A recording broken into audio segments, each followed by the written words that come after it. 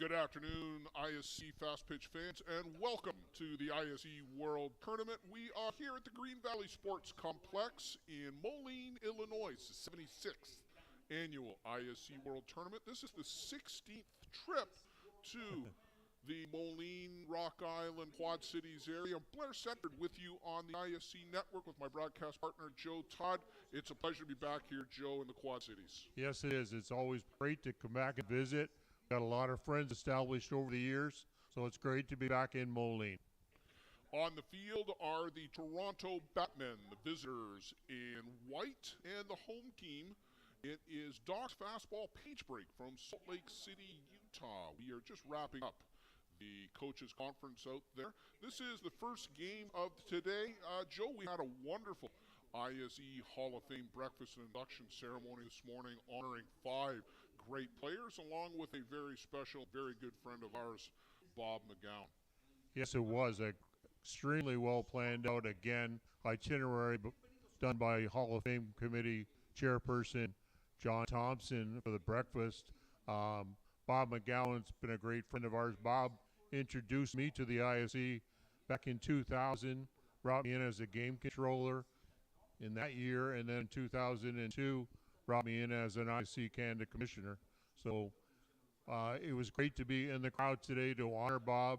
He's been a great mentor for me.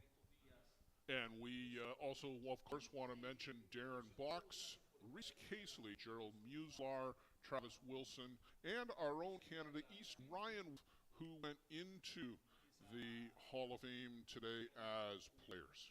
Yeah, a great selection by the Hall of Fame Committee a couple of years ago. This was a compilation of a couple of years ago. COVID kind of restricted Ron Wolf and Gerald Musela from going in 2021. So they were combined with the group today, and it was a great array of well-placed talent over the years. So, Todd, we are joined here on the broadcast by our good friend Luciano Lofrano, who is our producer here this week with Softball Premier TV, also doing the Spanish language broadcast through his Softball Premier TV, and a new feature this year, secondary diamond video coverage. If you're a fan of the JB team from Los Angeles and the Kingston Axemen, go to Softball Premier TV and you can watch the secondary diamond coverage. No video commentary. No audio commentary. It's video only. But we'll let you know that is going to be available throughout the week. 3 games on that channel today at 1, 3, and 6 o'clock after the opening ceremonies. Here on the main channel, again, if you're just getting in with us on the ISC network, I'm Blair Centered. With me is my broadcast partner, Joe Todd. Luciano Lofrano on Spanish commentary and also on the technical production side. We've got a great show for you, not only today but all week here at the ISC World Tournament. It's the Milt Hand Field, the Green Valley Sports Complex. We're in Moline, Illinois, right on the shores of the Mississippi River for the 76th annual ISC World Tournament. Toronto BATMEN in white will be coming to the plate. Leading off, it'll be Travis Jones. He'll be followed by Isaiah Whetstone, then Ty Sebastian. Benny Benson in the cleanup spot for the BATMEN. Cody Skelton, Johnny Baker, Scott Wilkin, Derek Hyde hits 8th. Travis Gibson bats 9th for the BATMEN. Tyler Randerson doing the pitching today for Toronto, not hitting in the line. Defensively for Doc's Page Break, left to right. Around the outfield, left field, Brogan Pohl. Center field, Jesse Book. Out at right, it is Ian Winderhaller. And around the horn on the infield at third base, Boston Pohl. Shortstop is Aaron Converse. Second base is Jonathan Soto. And at first, it's Rand Barnes. Pitching today, Eric Chaparro. You see him warming up there.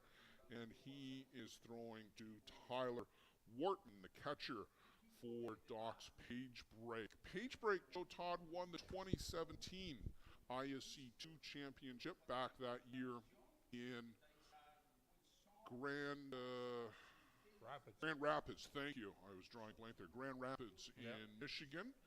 And Toronto Batmen were in the Final Four that year. Caleb Keeshig, who we saw a bit of last night with the Osweek and Redmond. Caleb Keeshig leading the Toronto Batmen to a top 4 finish that year. Their best finish in the ISC World Tournament. This Batman team has retooled a little bit. They have added some players from the Nith River Monsters. It has strengthened their lineup. We saw them be competitive with all of the top 4 teams over the course of the summer, Joe, including a big win over the Hill United Chiefs back in Simcoe when things were just getting started. Yes, the Batmen have great additions put on this year. Yes, they're a little young, but they've had some growing pains, but they've come to play this week. They've had a lot of preparation, a lot of good tournaments they were involved in June and July. So Toronto Batmen are here to play. One of the teams, again, coming out of Canada East, ISC Canada East. Yeah, looking forward to a good one here, and thank you for joining us. It is, I think, going to be a whale of a matchup. We had some real close games yesterday in the first day of the ISC World Tournament, including almost a potential upset. Alvinston Aces gave a real good game to Oma Tigre, and we'll catch you up on all the scores as we get going. Here's the first pitch for Chaparro, and hacking away, as he often does right away, is Travis Jones. You think of Travis Jones when he comes up, Joe, and he'll go after any pitch. You remind me of Vladdy Guerrero Sr. because he's a bad ball hitter. Yeah. You're probably best right to go down the tube against Travis. There's a changeup from Chaparro. This is lifted out to left, and settling under that for the first out of the game is Brogan Pole. So a fly out as we get underway just a little bit early. It is about 12:58 Central Time. And if you're just getting in with us, Blair Setford, Joe Todd, Luciano Lafrano at the controls and Spanish language. And here you see a quick replay there.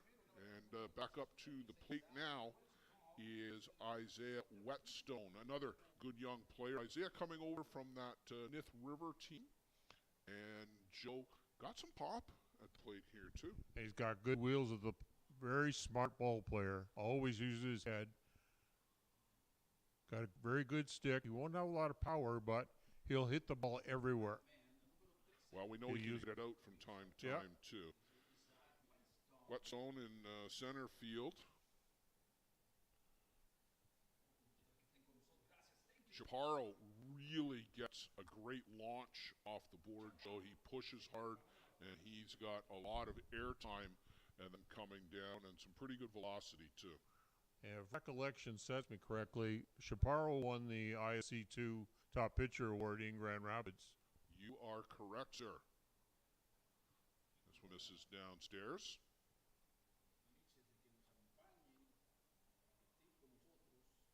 So 3 balls, 1 strike to Ike, as he's known.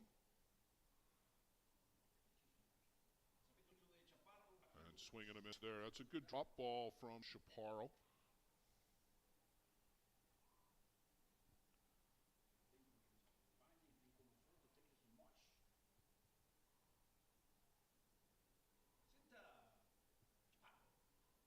And this is inside, ball 4 to Whetstone. So a 1-out walk, and that will bring up Ty Sebastian. Joe Todd, one of the hottest hitters over the course of the Ontario tournament circuit. Ty has done it all this summer. Exactly, and great coming out of that number 3 hole. He's a great power hitter. He'll use the whole field. He's played various positions, but he is an excellent hitter and showed it this summer. First pitch, chopper to first, step on the bag, and then 1 hop down to second. Sliding in safely is Whetstone. So Sebastian, perhaps, Joe, a little bit over anxious there, but that's a good play by first baseman Randy Barnes,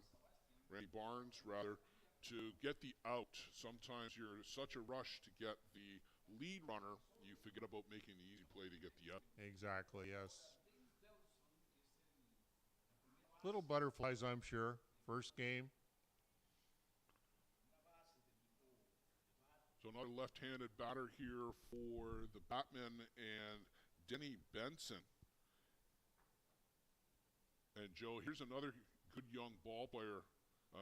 Chases after the first pitch and fouls off at the plate, but lots of pop in bat with Denny Benson too. Lots of upper body strength there. He can pound that ball out of there.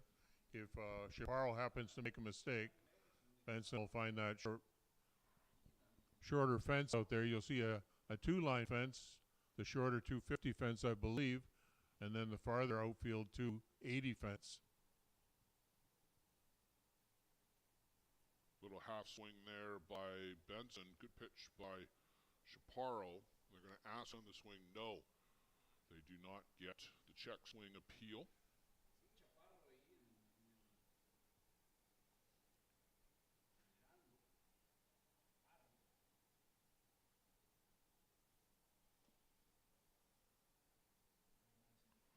And then Eric Chaparro will step off. Denny Benson steps out. Just 1:03 p.m. If you're just getting in with us, Blair Setford, Joe Todd on the ISC Network. Here's a ground ball out to the shortstop across for the out, the third out of the inning. Aaron Converse makes the throw. The Batmen strand the walk. We'll take a break and come back in the bottom of the first. Stay with us here on the ISC Network. The annual Boys of Summer tournament is held every July at Circle Tap Bar and Grill in Denmark, Wisconsin. We host some of the top teams in the game at one of the best venues in softball. The atmosphere of old-time fast pitch with all of the amenities of a full-service bar and grill on the grounds can't be beat. Reduced rate hotels about 10 minutes from the park are available in Green Bay. To bring your team to the annual Boys of Summer tournament next July, contact Dean Kane at ct16@greenbaynet.com. Thanks to Circle Tap for their support of the broadcast program. Whatever your delivery requirements are across North America, Skelton Truck Lines provides you with reliable, safe, and high-quality service at a fair price. Skelton Truck Lines equipment is satellite tracked and delivers small parcel, less than truckload, and expedited shipments throughout Canada and the U.S. With over 50 years of experience and more than 50 trucks serving 4 divisions, Skelton Truck Lines is a thriving Ontario business and a proud fastball sponsor. Visit us online at skeltontruck.com. Thanks to Mike Skelton for supporting the broadcast program.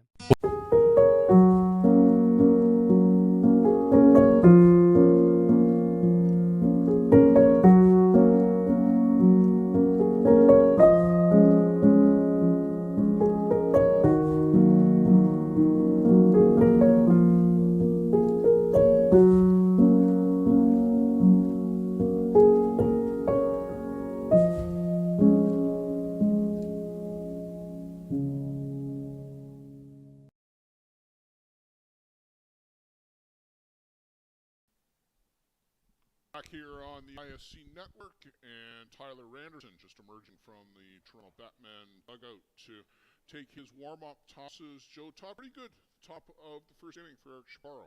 Yes, excellent. He finally showed that changeup. He used that a lot back in Grand Rapids, I remember. Very effective pitch for him.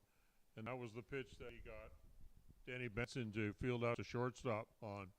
But I'm sure we'll see that changeup over quite a bit of the game. For the Docs paid break team of Salt Lake City, Jesse Bullock, center fielder, will lead things off. He'll be followed by Brogan Pohl, Randy Barnes, the first baseman, Boston Pohl, third baseman in the cleanup spot, Jonathan Soto playing second base, Tyler Wharton, the catcher, Jim Barnes is the designated player in the seventh spot, Aaron Converse, the shortstop, and Ian Winterhalter is in right field in the 9 spot. Eric Chaparro, of course, the pitcher, and not batting for Docs Page. Breaks at the defense for you for the Toronto Batman, left to right. Travis Jones out in left field. Isaiah Whetstone, in center. In right, it's Travis Gibson, and then around the horn, Johnny Baker, Scott Wilkin, Ty Sebastian, Denny Benson on the infield. Derek Hyde catching for the aforementioned Tyler Randerson. And Joe, Tyler hasn't played a lot this summer, and an interesting choice by by the coaching staff for Toronto to go with. I wonder, do you think Hugh might be on short leave, just given that he hasn't thrown a lot this summer? Yes, I would believe so. I would think that, I just said you'd mentioned we'd only seen him a couple of times in the 3 or 4 tournaments we covered, so I'm sure the management squad at the Batman will have a short leash. I'm sure they might even have somebody warming up in the very near future. Well, not quite yet, but first pitch fouled off by Jesse Bullock.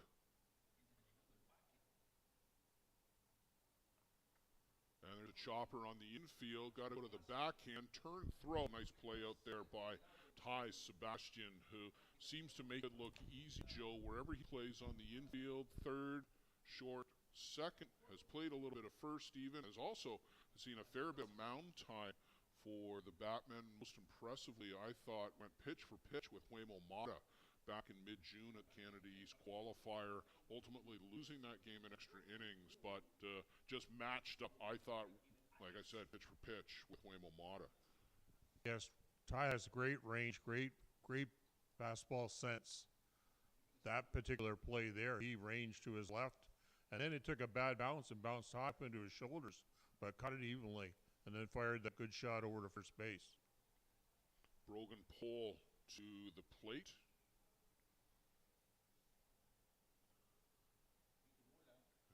Just off the plate there. Joe, you've got our umpire list.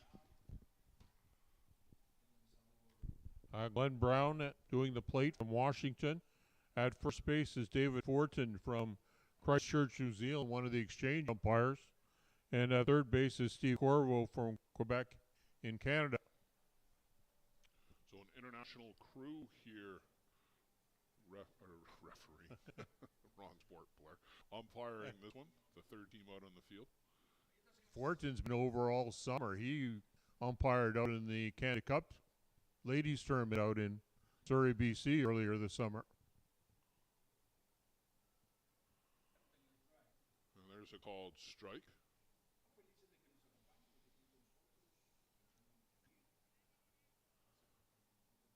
Operating our first base camera is Catrona Lafrano, Luciano's better half, and we will compliment Luciano and Catrona all week long on the work that they're going to be doing on our behalf. There you see that shot. We've also got a robotic camera, which will move from position to position. Luciano is running that one in addition to his commentary duties, and that camera will almost effectively, and you see it here zooming in effectively, is like another operated camera. So some enhanced coverage, and we look forward to bringing you the 76th Annual ISC World Tournament all week long here on the ISC Network and Softball Premier TV. That's 5 balls in a row now for Anderson. Got to get back in that strike zone.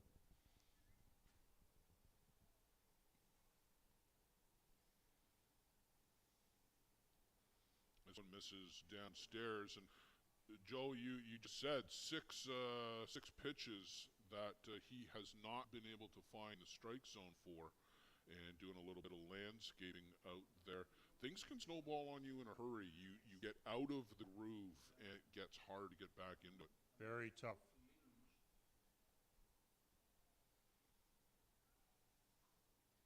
And misses downstairs again. And I'm not sure whether it's the landing spot that's throwing high off or if it's some other mechanic, but he just does not look comfortable out there. I don't think he's looked comfortable out there the entire time. You would think that maybe the catcher Derek Hyde would take the time to call time and go out and talk to him and calm him down. Pours in a strike there, but that was taking all the way Randy Barnes. Randy Barnes is a good stick coming out of that 3-hole.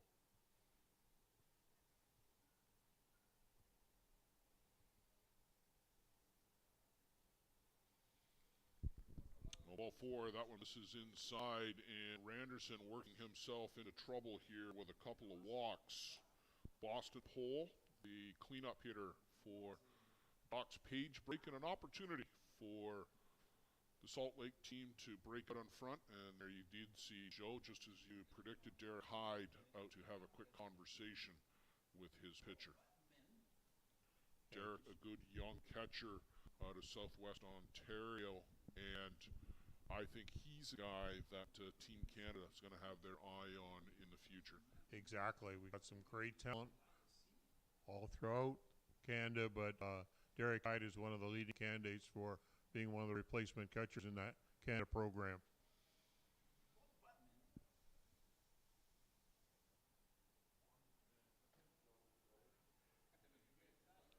Randerson gets a called strike there on the outside corner.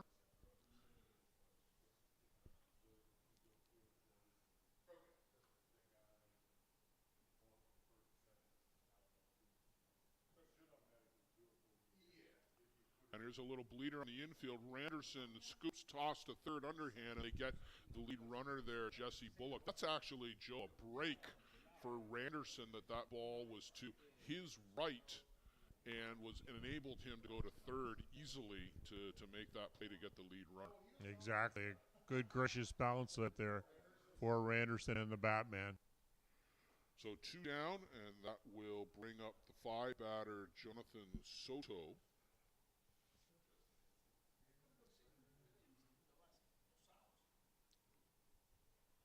Long look in from Randerson. And swing and miss there. Ties him up with a good rise ball in the inside half. Well, we'll see if he stays there and works that part of the plate.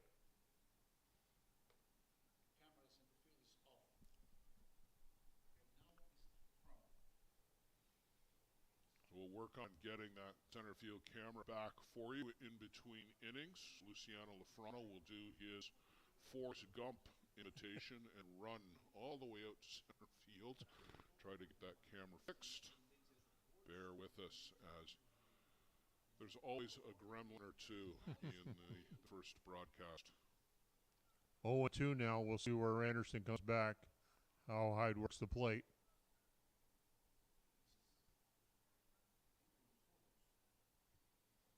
Again, a long look in, and Randerson and Hyde can't get on the same page.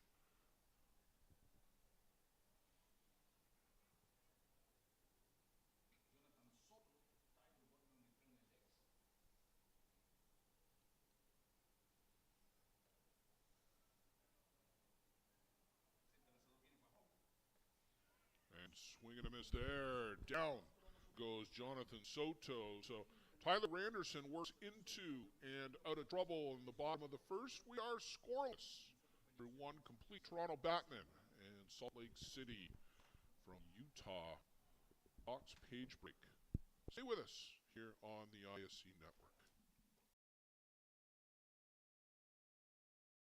Murphy's Fish and Chips is not only a great place to get some of the best seafood in Canada, but is also one of the best fastball sponsors in the game.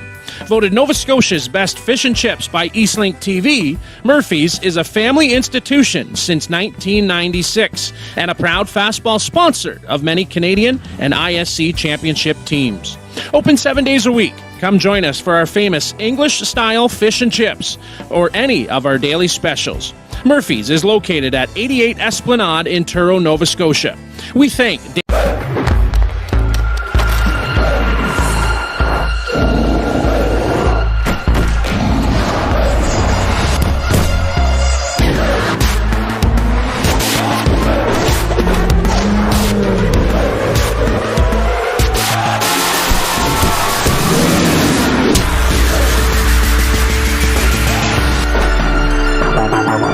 Coolbet.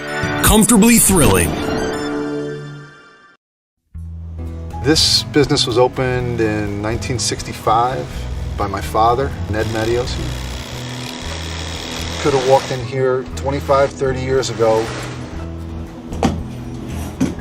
and seen just about the same thing.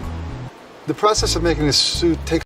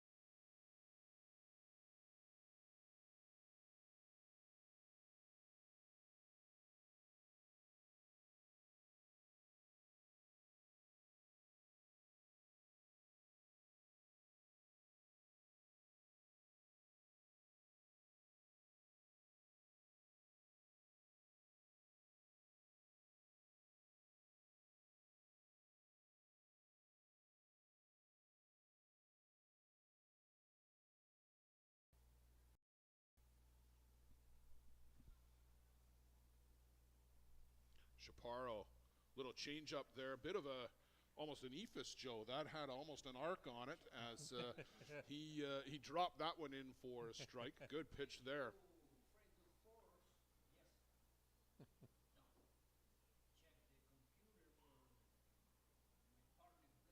Hyde doesn't want to get beat by that pitch again. Well, there it is and again. he did again. Swings right over it and can't do anything with that pitch. That is going to be a great equalizer for Eric Chaparro as that hit by Johnny Baker is stranded. Stay with us here. We'll go to the bottom of the second. Still scoreless. Toronto and Doc's page break.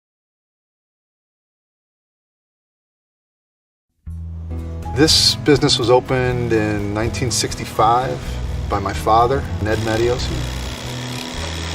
Could have walked in here 25, 30 years ago and seen just about the same thing. The process of making this suit takes about 6 weeks. It goes through about 12 or 13 hands as it's moved along the line. It's an old-time place. Making stuff from scratch here in the city at a reasonable cost. It's a very personal type of business.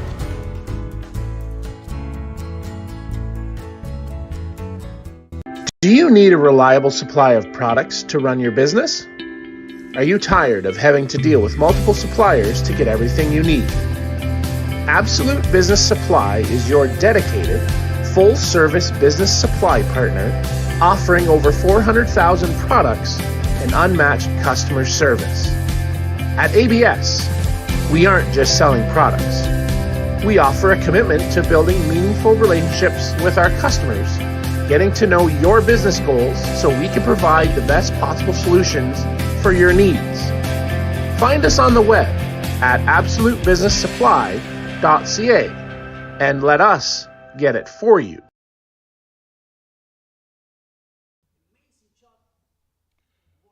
What a great shot by Luciano Lafrano of the famous bridge over the Mississippi here in Moline, Illinois.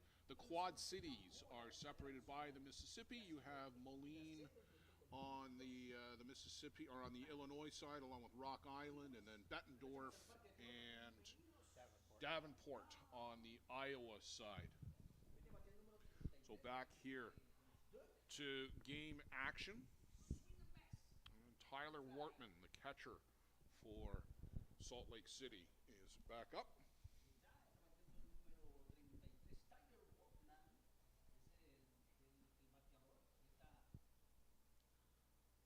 And this one just misses inside by Randerson.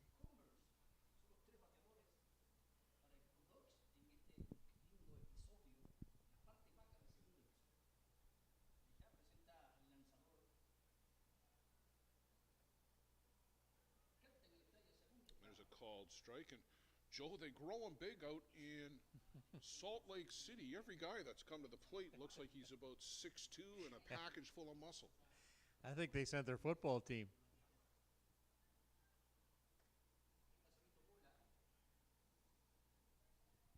So stay with us as coming up in the top half of the next inning, we're going to bring in Bob McGowan, the 2022 Bob Welby recipient and a new member of the ISC Hall of Fame, and our good friend. Here's a two-hopper out to Wilkin at short, the sidearm throw, and he gets Tyler Wortman on the ground out.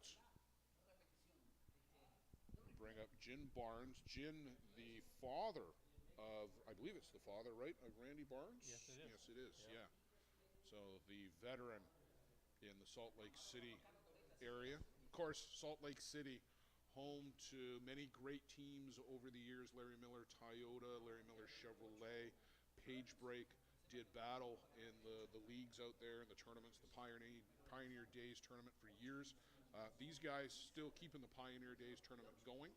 They had it again this year out at the Larry Miller complex, and that is a fabulous spot out there in Salt Lake City.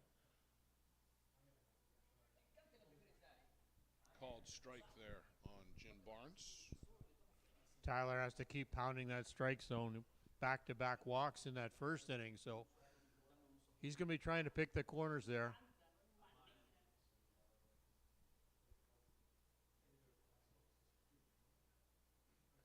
And swing and a miss there. Barnes chases that one upstairs.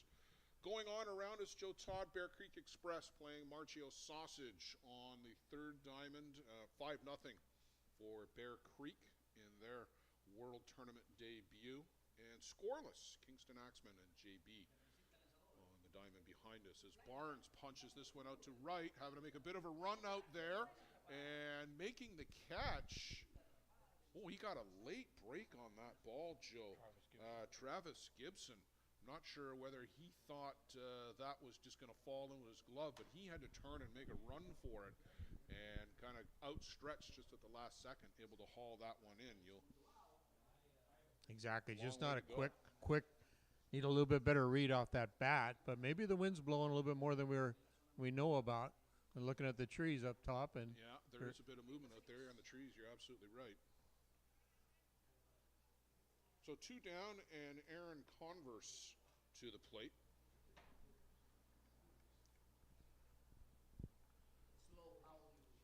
Okay, Aaron, the shortstop.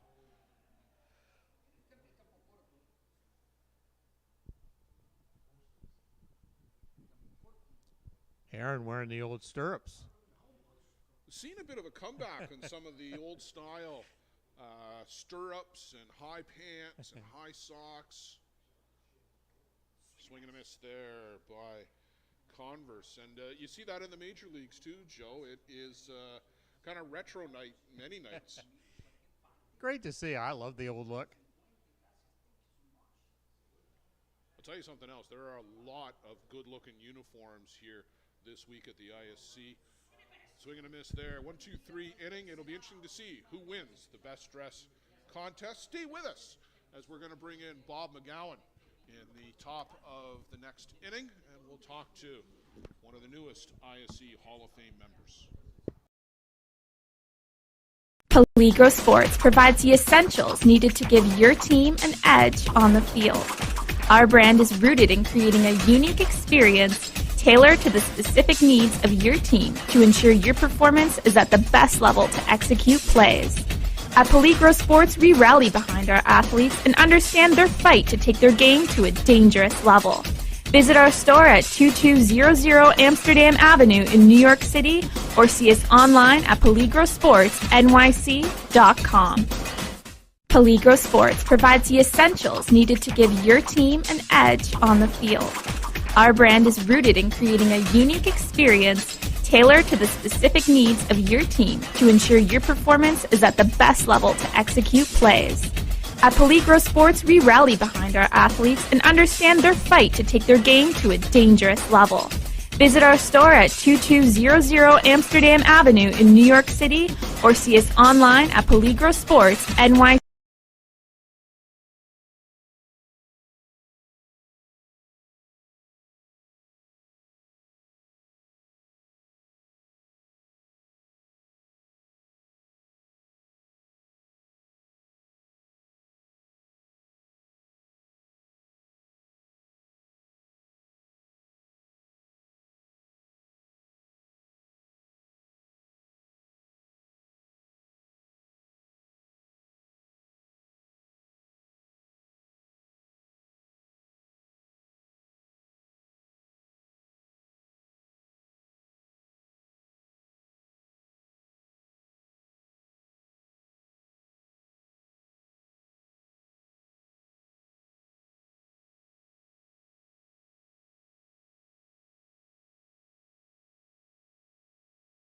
Off the top of the third inning for the Batman.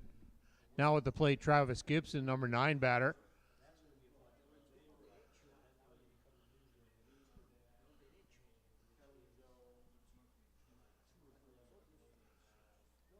Nice pitch by Chaparro coming in with that drop ball.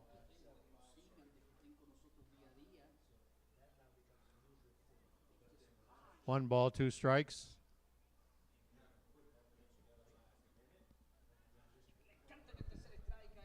Caught the outside part of the plate. Travis Gibson goes down on strikes.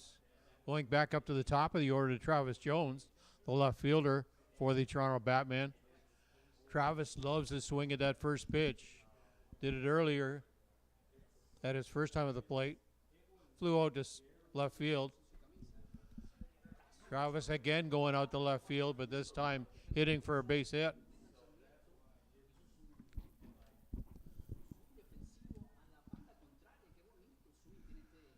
Travis Jones is the spark plug for this Toronto Batman. He is the fire plug. When Travis Jones gets going, the rest of the team follows. Isaiah Whetstone now at the plate. Isaiah got on by way of a walk back in the first inning. Chaparro just missing off the plate. Home plate umpire Glenn Brown from Washington calling the balls and strikes today.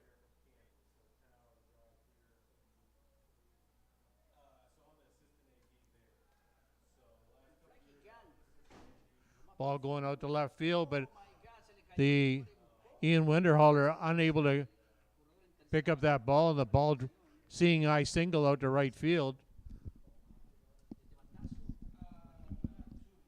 And Joe, credit some real good base running there by Travis Jones. He was already up to second base. He might have been hung out in no man's land if there's a catch made, but he correctly anticipated that they were going to have trouble getting to that and went coast to coast on a ball that was only 30 feet to the outfield. Yeah, great read there, Travis.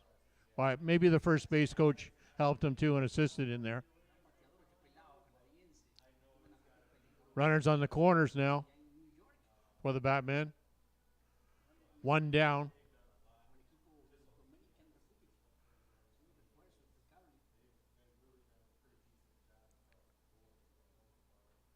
Ty Sebastian taking a good long look down, 4 signals. Scott Perry.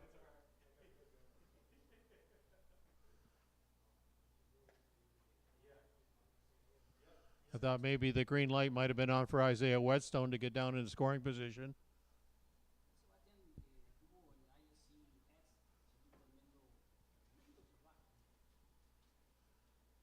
Don't want to run yourself out of an inning, eh?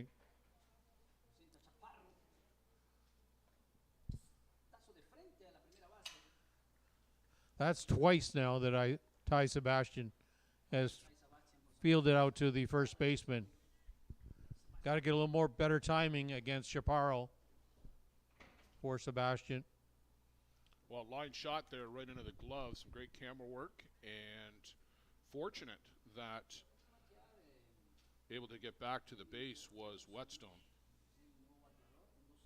Danny Benson now at the plate for the Batmen. Benson grounded out at shortstop back in the first inning. Got beat there by a nice drop ball.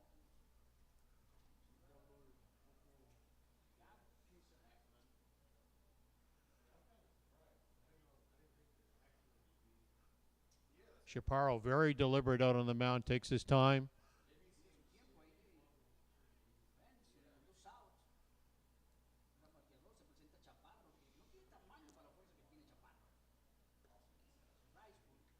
Good plate discipline there by Danny Benson.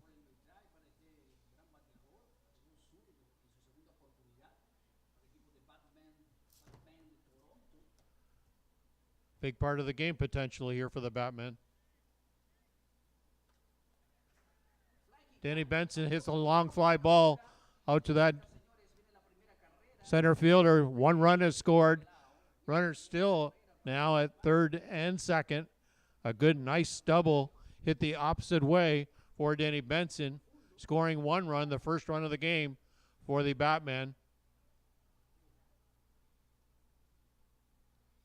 Well, Joe, that's exactly what you want your cleanup hitter to do.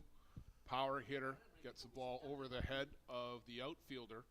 And I think lucky for Page Break that Whetstone didn't come all the way around as well, because he's got good wheels. Yeah, I'm kind of surprised Scott held him up, but again, well, 2 out here. I guess potentially you would have taken a great throw to beat him at the plate.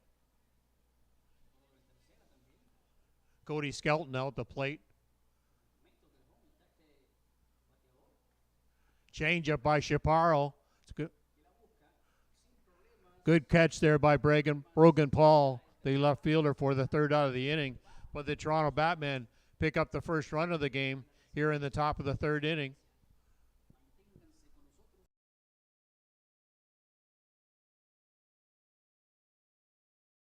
Does your game need work? Want to get better every game? Every at-bat? You need Lumberjack Sports, focusing on exceptional quality and providing players with reliable, long-lasting products.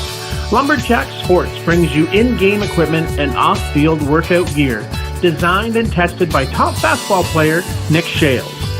Hard work, strength, and all-around commitment to getting the job done, and done right, is the motto for Lumberjack Sports. Learn from the best. Play like the best.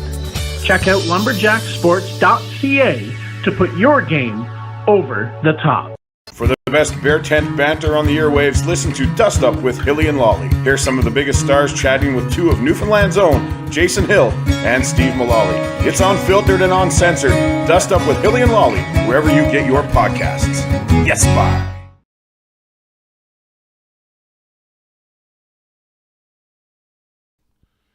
And back at the Green Valley Sports Complex, you see a great overhead view there provided by Luciano Lafrano. Got his drone out a little early. You see the main stadium seating, and that's the diamond that you are watching, the Toronto Batmen. And Salt Lake City Docks fastball page break on currently right now. There are the Batmen back out in the field now with that one-run lead. And pleased to be joined by my good friend Bob McGowan.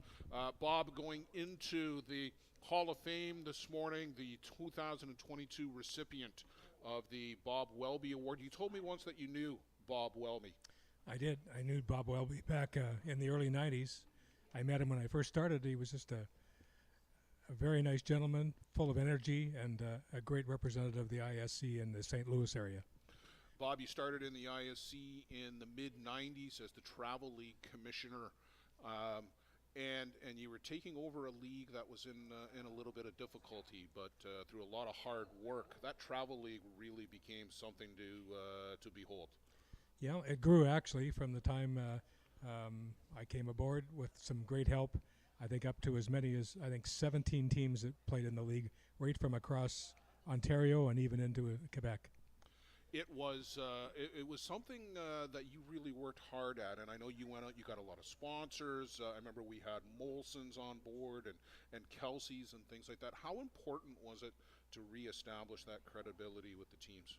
Well, I think it was really very important because those sponsors they made it possible some incentives for players and teams to compete, and gave some visibility to the sponsors.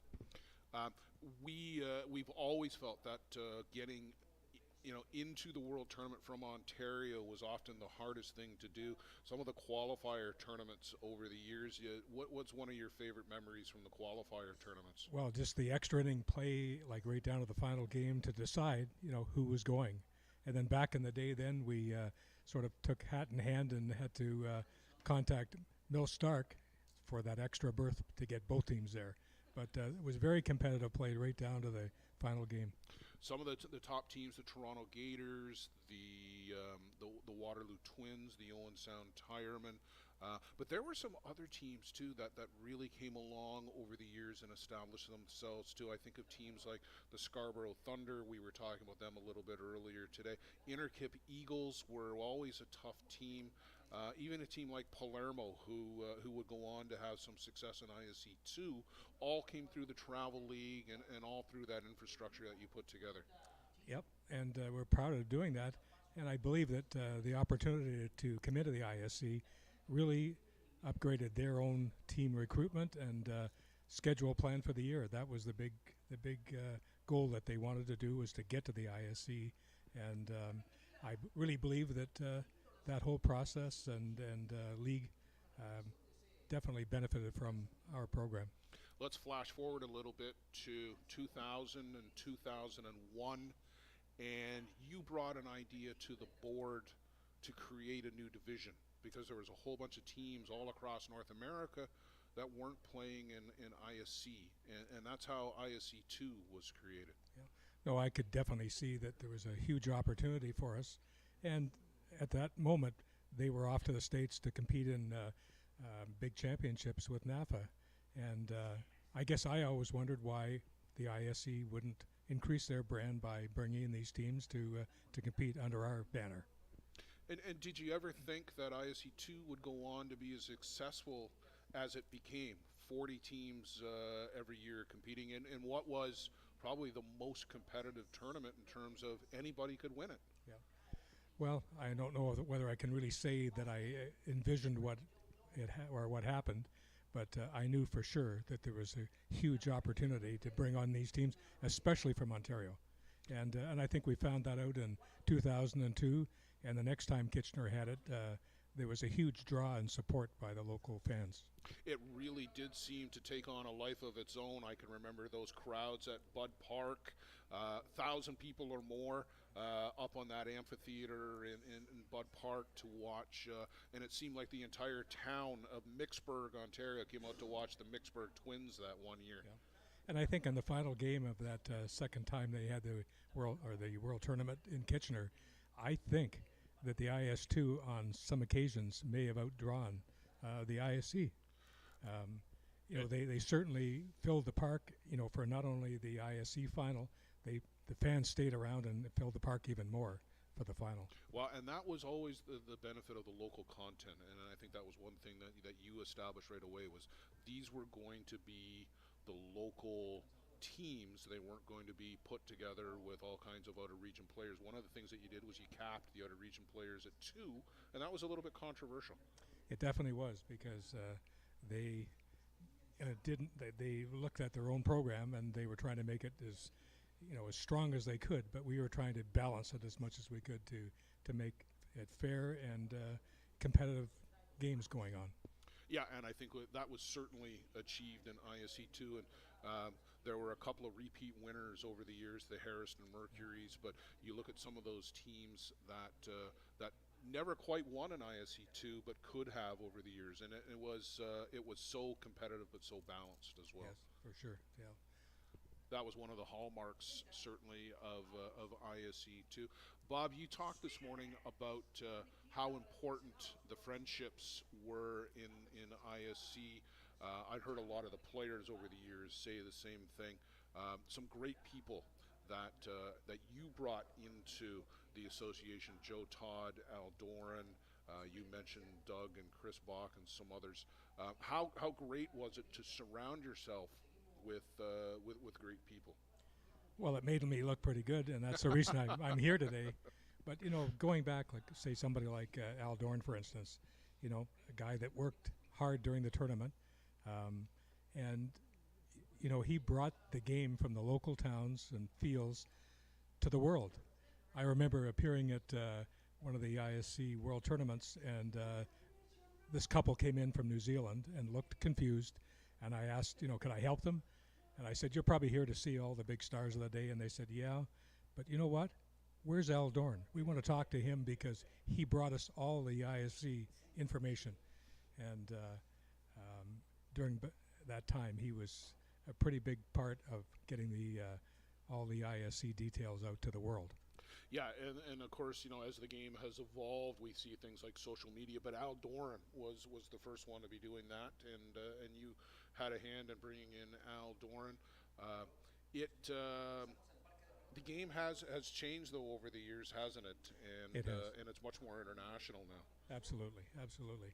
And one of the other people that I brought in was you, and I stole you away from NAFA, and that wasn't easy. And I had visions of what you could accomplish, but you've definitely overachieved. There isn't a day goes by that somebody doesn't come to you to get your take on some new direction that the softball world is changing to for your feedback. So I'm really proud of what you've done with the ISC. Well, I thank you for those kind words, but I think, as I said this morning, you set the tone.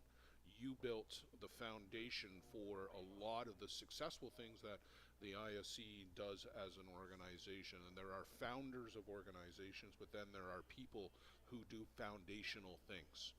And that's exactly what you've done. This organization wouldn't be where it is today without the work that you put in. So we certainly thank you for that. Well, thank you so much. And the ISC wouldn't be what it is today if you didn't take that foundation and build it even much bigger and stronger than ever to make it what it is today. Well, it's the Blair and Bob Mutual Admiration there you go. Society here. Still a 1-0 lead. Toronto Batmen over Page Break as down on strikes goes Johnny Baker for the Toronto Batmen. We've been chatting with Bob McGowan and the Bob Welby recipient for the contribution to the game. And Bob, can you talk about what the ISC meant to you as you spent time here in the organization and how important it was for you? Well, it really meant everything. When Bob Minchell and Mike Goodrich invited me to join in the early 90s, like it was a dream come true. And just to see it, I certainly saw that there was some opportunities to grow it and add to the brand. And I enjoyed all the time the commissioners, the people there. You know, it was like a reunion every year to get together and spend time with them in the promotion and of the game. And great bunch of guys, and as a result, the growth and strength of the ISC around the world. As we'll wrap up here with Bob McGowan, what's one of, and I know you've got so many, but maybe give me one of your favorite highlights or one of your favorite memories, whether it's ISC, whether it's Travel League, ISC2. Is there one that you can just reflect back on and think, yeah, I'm really proud of that moment? My goodness, that's a tough one because I told you I was going to ask you softball, but I'm surprised you're just with one. Yeah, well, goodness. You know, I would say that back in the day, just the Travel League and the competition, you know, the Tiremen, the Twins, you know, all those really great teams and great players and pitchers, to see that stay locally and the fan turnout in places like Owen Sound, the crowds were fabulous, the games were great, and that was probably, you know, my biggest memory was probably some qualifying tournaments and other tournaments in the Owen Sound area. Yeah, great. Well, Bob, listen, thanks for joining us up here today. Enjoy the rest of the weekend and your time here at the ISC World Tournament. It's been a pleasure having you back involved in the ISC and seeing you here. And congratulations again. This is such a well-deserved honor. Thank you very much for having me, Blair. Thank you. Thank you.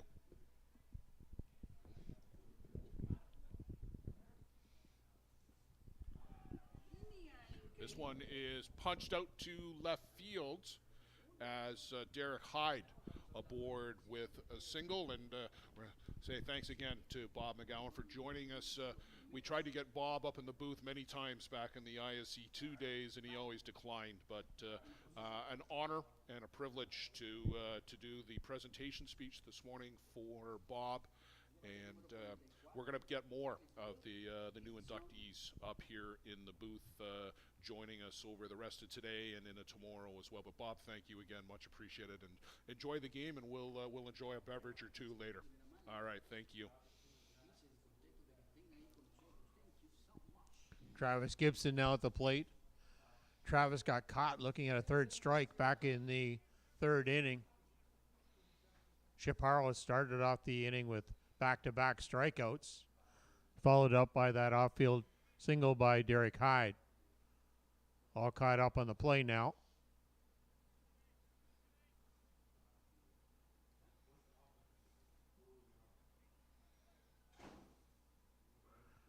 Chaparro really working that Gorilla Gold in his back pocket.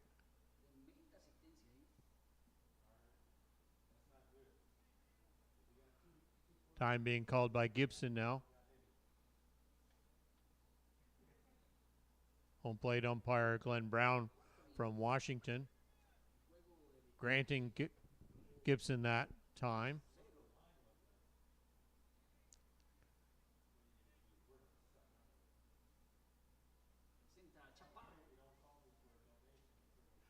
Chaparro working that changeup again. Second time through the order now for this Toronto Batmen. Back in the third inning, he scored the lone run with back-to-back hits. Had the double and 2 singles. Scored the lone run of the game so far. Chaparro really working that plate now.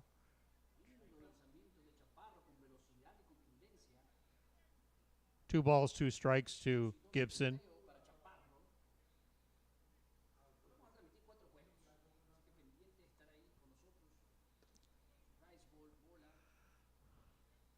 Full count now to Gibson.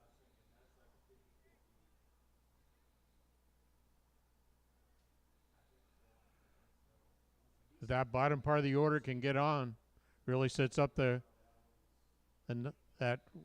powerful top part of the order for the Batman. Gibson following off that full count strike.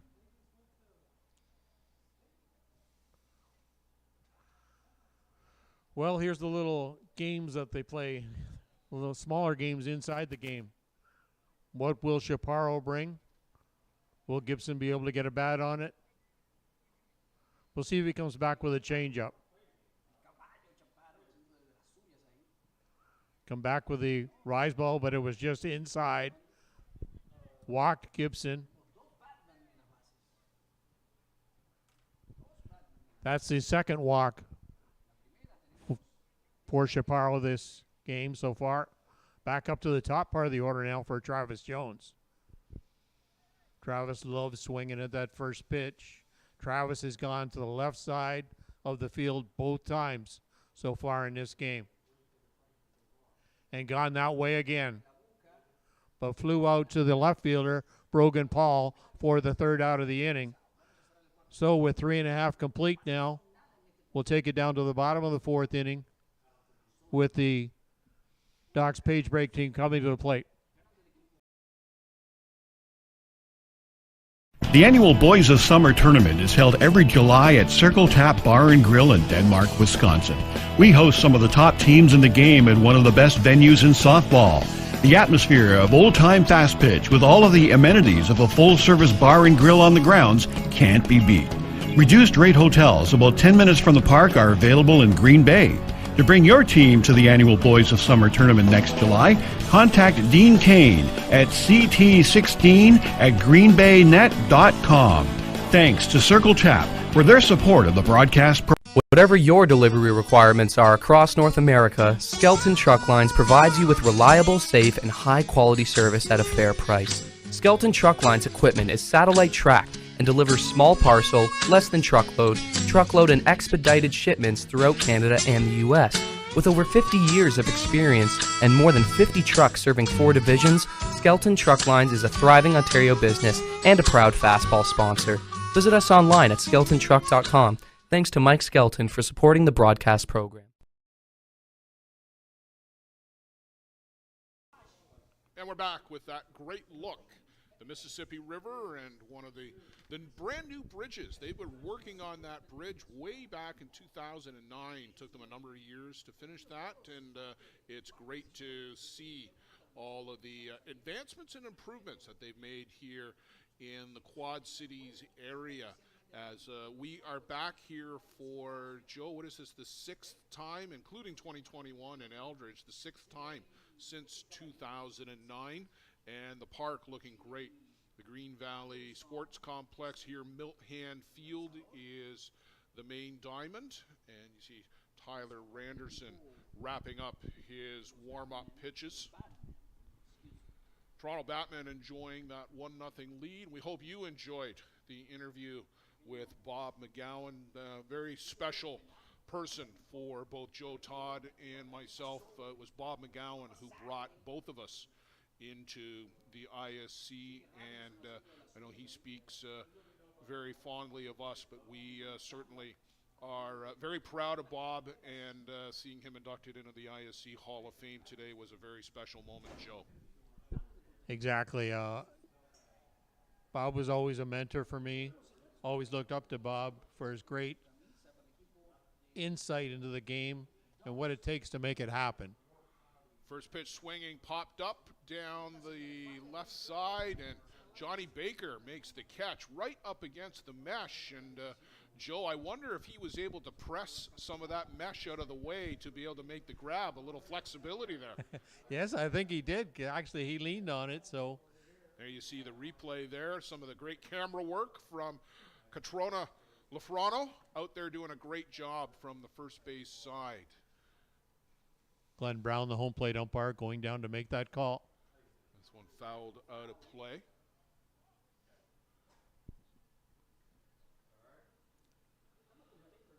So Boston Pole, the cleanup stick for the page break, Doc's fastball page break from Salt Lake City.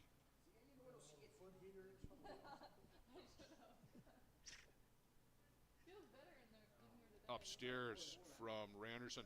Joe, you talked a little bit earlier in the first inning about how Tyler was having some difficulties finding the strike zone, but he seems to have found the groove over the last couple of innings. Yes, the back-to-back straight up 3 down for the last 2 innings now is not allowed a hit for this Doc's page break team so far, and great control. He just couldn't find it early in the game, but has since picked up 4 strikeouts. Just off the plate there to Paul.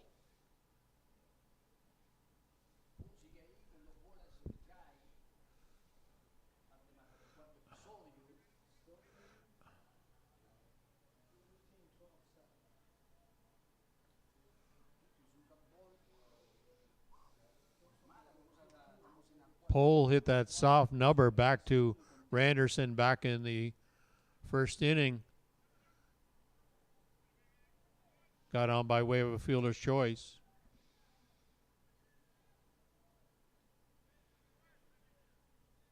Called a strike there on the inside corner. Pole thought he had the walk and chucked the bat away, but I thought maybe they even had him on a swing, Joe. It kind of looked like he went around. Potentially.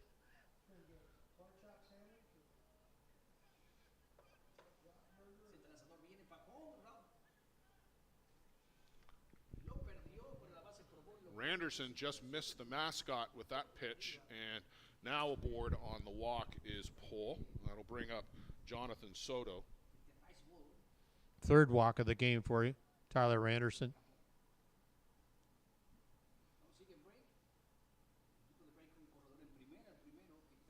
Soto struck out back in the first inning.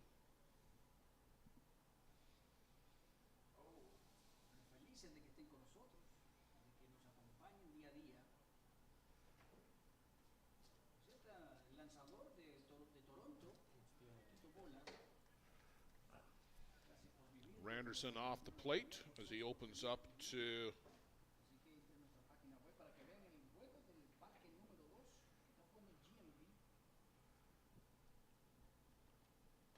and this one fouled right back to the screen. And Joe, we talked about it a little bit earlier, but there's a couple of specimens here on this Doc's page break team, and one of them at the plate. This guy looks like he could hit the ball to the moon.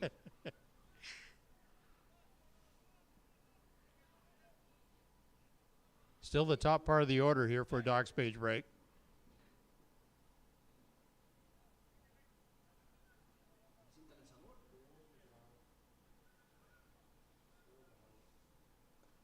And yeah, swing and a miss there. Good rise ball underneath it goes Soto. Good recollection by Derek Hyde there, because Soto struck out on a rise ball first time through. Yeah, I'm sure he's made some mental notes there, and that's the go-to pitch for Randerson. Lucky to get a piece of that one, foul that off. Good inside rise ball. Not going to do anything with that pitch. You just have to hope you can foul it off.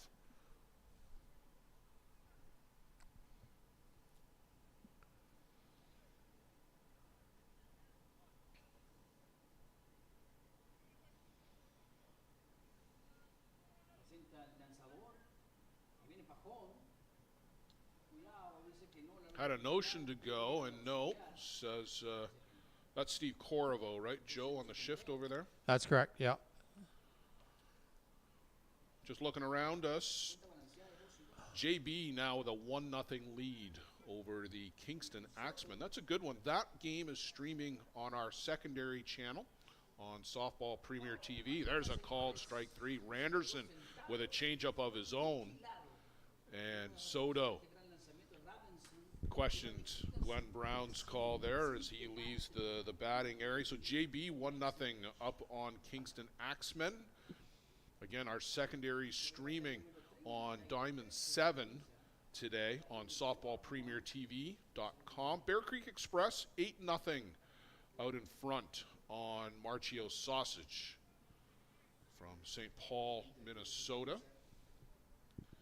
3 games in the 1 o'clock cycle here, 2 at 3 o'clock, then opening ceremonies, and stay tuned for that here on the ISC Network. We'll bring you the opening ceremonies live. That's scheduled for 5 p.m. Central Time at 6 Central. Hill United Chiefs, the defending ISC World Champions, will take the diamond. They'll take on Pegasus from Winnipeg. And then the 8 o'clock capper is AWP Lumberjacks from DuQuoin, Illinois. And they'll be playing San Antonio Glowworm. And this one, a little excuse me, foul ball at the plate. Glowworm coming off a 7-0 victory over Walcott Lamplighter yesterday. Yeah, they were in one of the play-in games and making their ISC World Tournament debut. The Glowworm squad from San Antonio. Good to see them here. The Rios family, heavily involved in fast pitch over many years down in San Antonio and Texas. And they're thrilled to be up here. We ran into a member of the Glowworm family, Joe, as we were awaiting a rental car the other day at Midway Airport in Chicago. I guess reservations don't quite mean anything to dollar rental car these days. And this one is punched out to left, and aboard with a base hit is Tyler Wortman, the catcher for Page Break. Tyler got a little too much of the plate there. Come right down the middle. That'll bring up Jin Barnes. And a little meeting on the mound here with a couple of runners aboard for Salt Lake City. They had 2 runners aboard, Joe Todd back in the bottom of the first inning, but Tyler Randerson worked out of that little jam, but we're back here again. Well, and he's got one of the most experienced batters of the plate now facing Jin Barnes. So, going to be a good contest here. Doc's Page Break get a chance to tie this game up with a runner in scoring position with Pohl out at second base and Wortman at first base.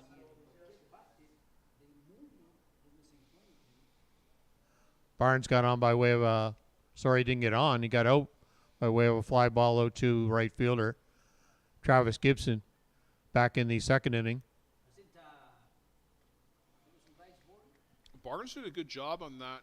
Even though it was an out, Joe, he just went the opposite way with it and got a good piece of it. Gibson got a late break and had to go back and make a pretty acrobatic catch. So you're right, the veteran at the plate, good opportunity here to get Page Break on the scoreboard. But the chopper here to the shortstop, the flip to third, and just like that, the Batmen are out of the inning. Scott Wilkin handles that with ease, and the Batmen will keep that 1-0 lead. We will go to top of the 5th. Early is getting late. Joe Todd, Toronto, hanging on to this 1-0 lead.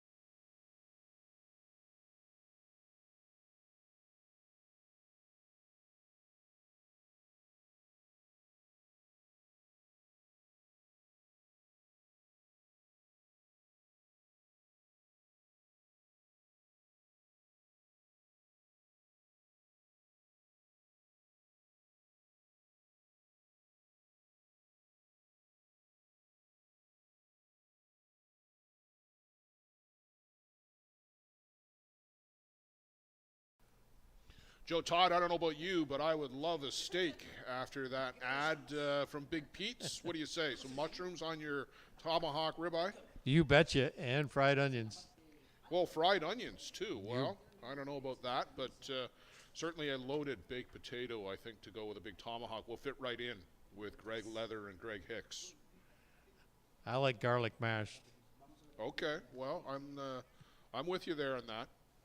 Top of the 5th inning, Toronto Batmen with that 1-0 lead. First pitch swinging and through the 5.5 hole. And aboard with a base hit, Isaiah Whetstone gets a seeing eye single. That will bring up Ty Sebastian. Ty has had 2 at-bats, has seen 2 pitches, and made 2 outs to the first baseman.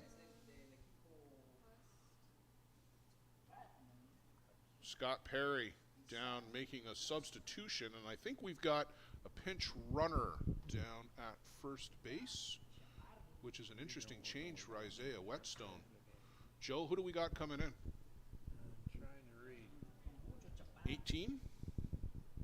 Adam Long for Toronto Batmen into run.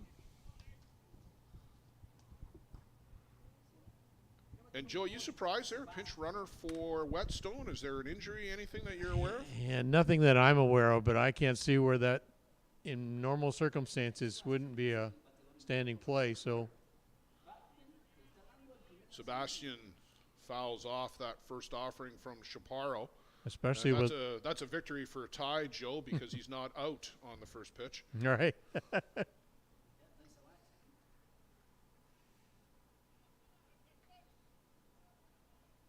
Especially with Whetstone still playing center field. Well, we'll have to inquire about that one.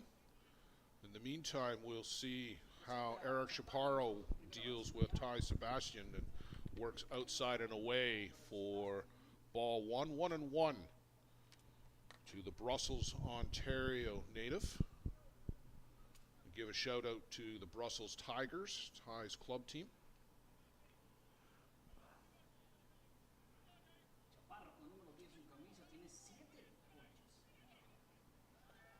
On the move is Long. Good throw, but it skips under the glove, and he's going to go coast to coast, first to third. Adam Long. Joe, I think if they make the catch on that throw down, they've got him dead to rights at second.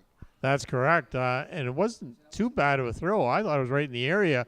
I think it was just poor communication between the shortstop and the second baseman of who was covering the bag. Well, you saw both of them converge on the bag, and nobody was able to handle the short hop throw. And going all the way to third without breaking stride, Adam Long. And now that runner only 60 feet away for Ty Sebastian. Change up, laced out to left, and that gets past him all the way to the fence. 1 run in. Sebastian is going to come into third with a stand-up triple, and Ty Sebastian does what he's been doing all year, Joe Todd. Hits the ball hard, hits it to the fence, and drives in runs. Big power RBIs there, especially coming out of that third spot for the Batman. See Sebastian motoring his way around to third, gets in ahead of the throw, doesn't have to slide, and he is just going to hand off the batting gloves, I guess, here. That's what he's doing, or the leg guard. No, we are getting a pinch runner. And who's making an appearance now, Joe?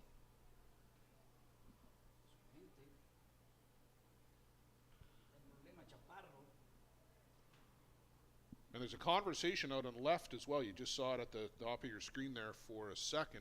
And I wonder if the left fielder is okay out there. Brogan Pohl. They're out to talk to him. And then Sebastian is going to make his way back to third base.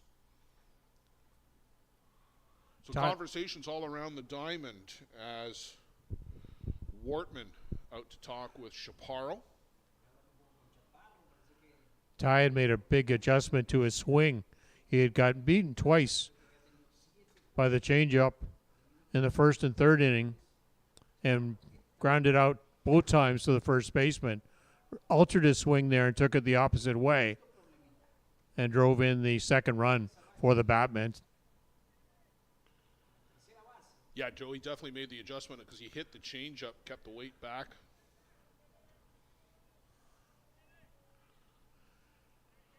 So Denny Benson with an opportunity to extend the lead here for Toronto.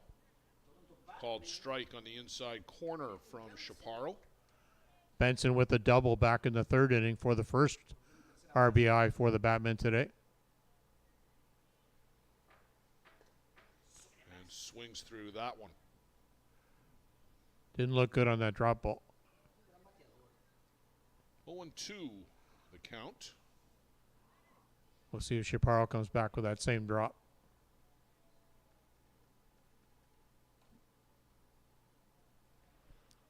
A lot of time taken.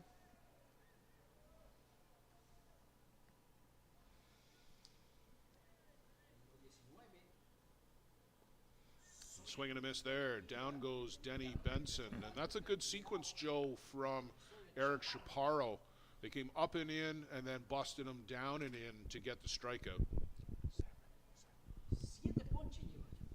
7 strikeout for Chaparro today. Cody Skelton, designated player for the Batmen. And this one misses down, and a good job there by Wortman to keep it in front of them. And Joe, let's give some praise to Cody Skelton and the Skelton family. They started this team back when the Scarborough Force were still a thing in the ISC, and that team, of course, sponsored by Skelton Truck Lines as well. But this was Cody's project. He put it together with some of his friends, and he has built a real good little team here with a lot of some of the best young talent in Ontario. And the Toronto Batmen, one of the best representatives that we've got out of Canada East. Yeah, they made some great additions to their team this year. Changeup floats it in from Chaparro, and you see he did a little twist there as he thought he had the strike at the top of the zone. Chaparro's not too far off the plate.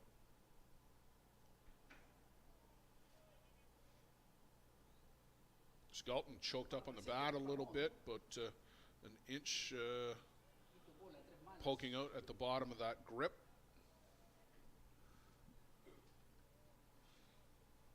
Cody struck out back in the third inning, grounded out to the third baseman back in the second inning. His third time at the plate now. Chopper to the shortstop, turns, throws. Sebastian's going to try to come in, and safe at the plate. They froze Ty, but he never went back to the bag, Joe, and that is some real good heads-up base running by Ty Sebastian. He just stopped his forward momentum, but he never leaned back towards third.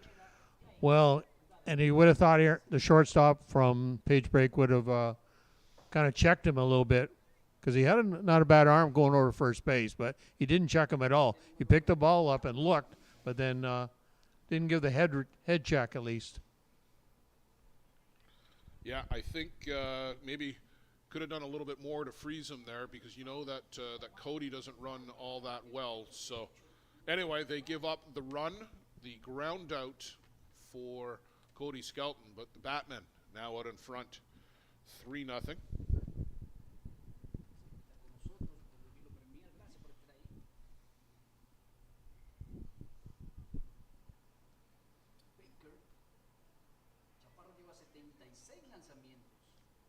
Back in the second inning, Baker took a changeup over to right field, struck out back in the fourth inning.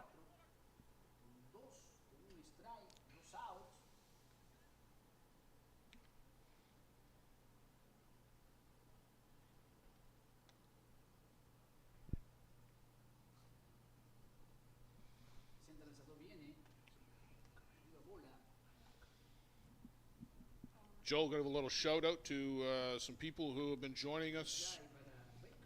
Steve McNaughton back in Ontario, Kyle Smith, Jason Chopper Gerbies. Thanks, fellas, for being with us and appreciate the notes.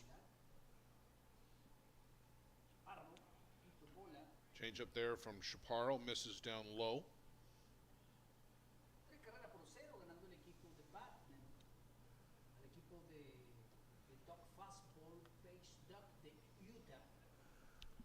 Thanks, everybody, for joining us here on the ISC Network, whether you're on YouTube, Facebook.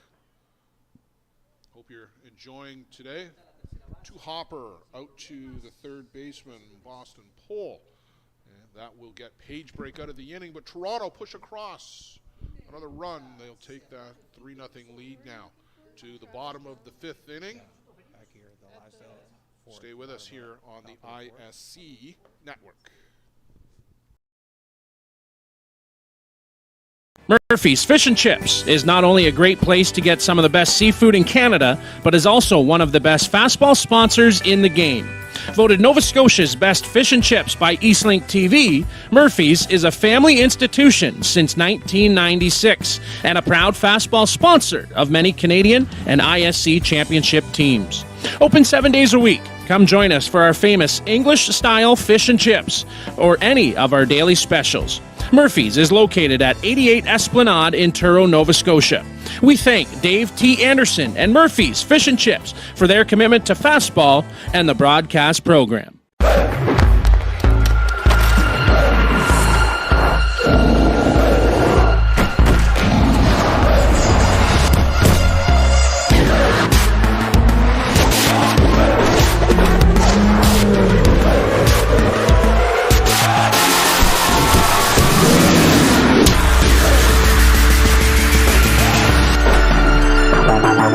Coolbet. Comfortably thrilling.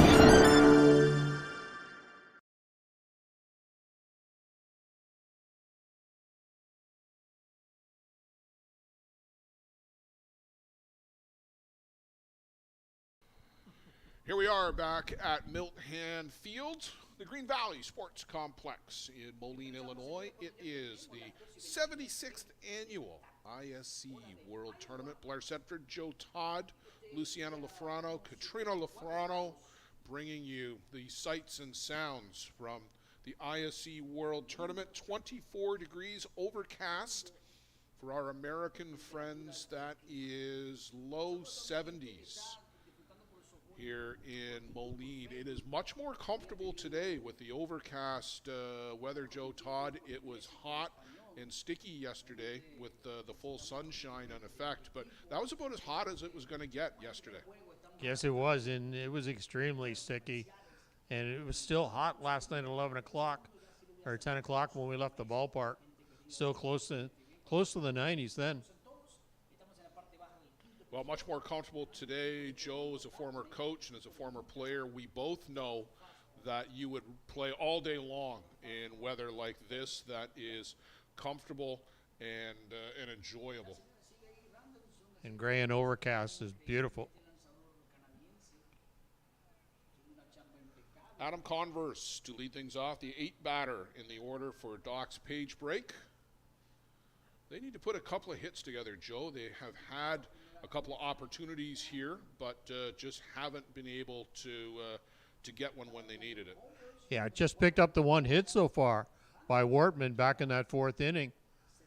Tyler Anderson with 5 strikeouts and 3 walks and just giving up that one hit. Yeah, it's been the walks that have helped to populate the bases, and but has been able to rally when he's needed it, and that is something that you do want to see. There is some action down in the bullpen for Toronto. It looks like Greg Hamill is throwing. Maybe we can get a look when we get an opportunity, but I believe it is Greg Hamill in the bullpen for Toronto. Down on strikes goes Converse, and that'll bring up the 9 batter, Winterhalter. After Sebastian scored last inning, Ty also took his glove down there and threw some pitches, warming up side by side with Hamill.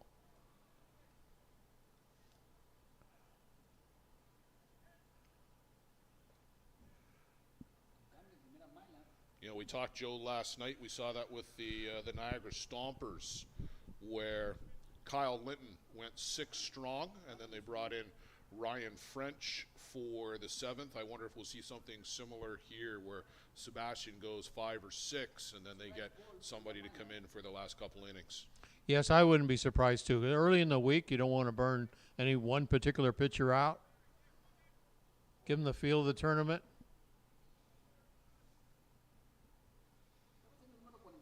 It is going to be a long week, as you said, and you're going to need all three pitchers to get through the ISE World Tournament.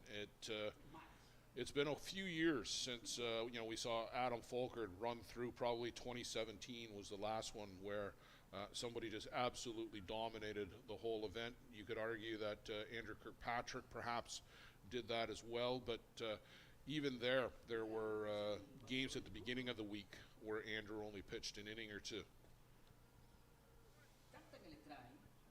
A called strike there, and Winterhalter, Joe, I don't think liked that one down at the bottom of the zone. Well, Winterhalter got caught looking on a third strike, so he's got to get a little bit more aggressive back there.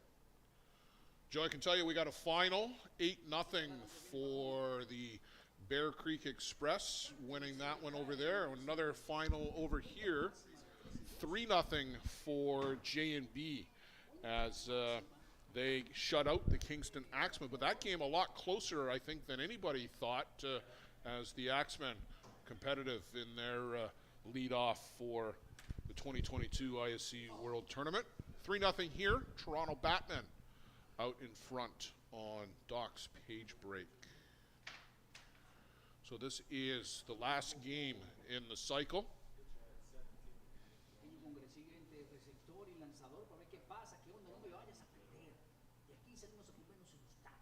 Stay with us. At 3 o'clock, we have got Fargo, Kiko Black Knights, and the Universidad Nacional de la Matanza from Buenos Aires in Argentina. That'll be followed by the opening ceremonies.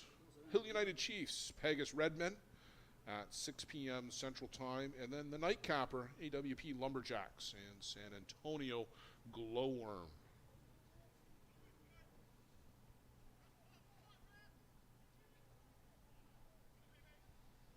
Oh, we'll see what Randerson comes back with. Winterhalter got beat on a rise ball back in the the third inning. He missed inside there, and a walk to the 9-batter. Joe, you never want to see a walk to the 9-batter and put somebody on for the top of the shot, but that's what we got. Jesse Bullock, center fielder for Salt Lake, to the plate. It's been one of the downfalls for Randerson today. Fourth walk now, especially that number 9 batter. Coaching staff, I'm sure, will keeping a leash on Randerson from this stage on. Well, we talked about that off the beginning, Joe, didn't we? Where, there's a hard shot to Sebastian, back to one double play, and just like that, Randerson gets out of the inning. Hard hit ball, you're going to see it here. All over it, but right to Ty Sebastian. Snap throw back to first and doubled off. And just like that, BATMEN out of the inning. Stay with us. We're going to go to the 6th. This business was opened in 1965 by my father, Ned Matiosi. Could have walked in here 25, 30 years ago and seen just about the same thing. The process of making this suit takes about 6 weeks. It goes through about 12 or 13 hands as it's moved along the line. It's an old-time place. Making stuff from scratch here in the city at a reasonable cost. It's a very personal type of business.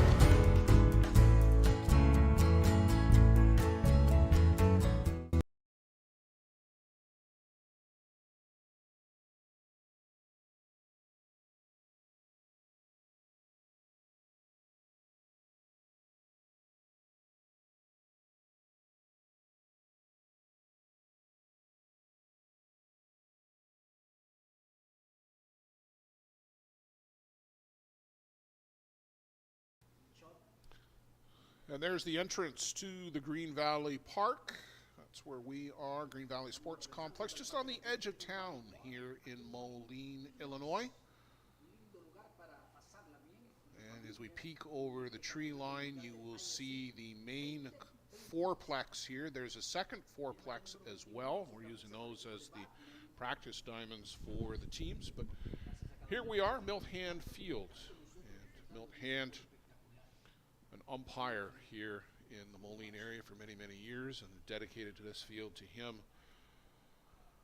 sometime in the last decade, as he actually was an umpire here the first time we were here, Joe, way back in 2009. He was the recreation director. He was a rec director too, right? Yep, Yeah. yep. When we first made our first appearance, we got to meet him. We did. You were absolutely correct. He's also related to current umpire John Hand. Is he? Yes, he is. I did not know that. Well done, sir.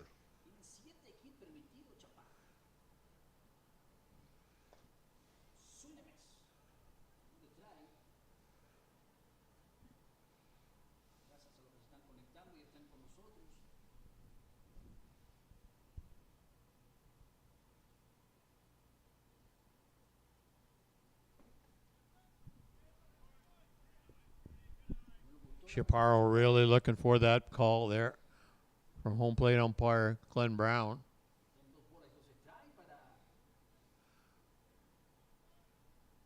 Wilkin with 2 strikeouts so far, got caught looking back in the second inning and caught swinging in the 4th inning.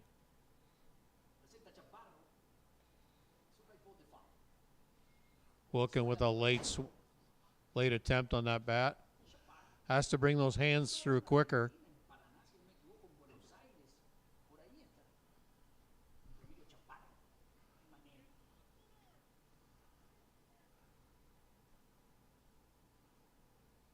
Nice changeup again by Chaparro, but Wilkin able to take that pitch, drive it the other way for his first hit of the game, and the 8th hit for the Toronto Batmen so far. Joe, it's almost like the Batmen, I don't think they've got a pick, but it's like they're sitting on the changeup now.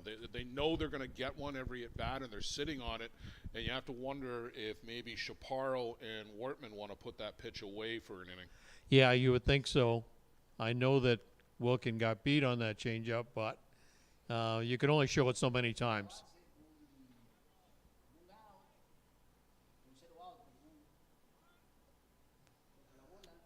Bunch attempt there, just barely got out of the way of that. Was Derek Hyde. That was self-protection. Yeah, self-defense right there.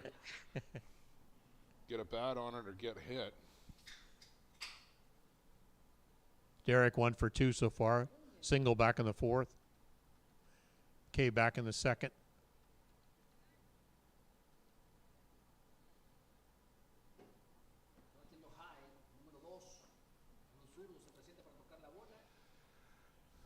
Scott Perry calling for the small game now, trying to add to that 3 runs that are on the board. Always like a few more extra insurance runs, especially late in the game now.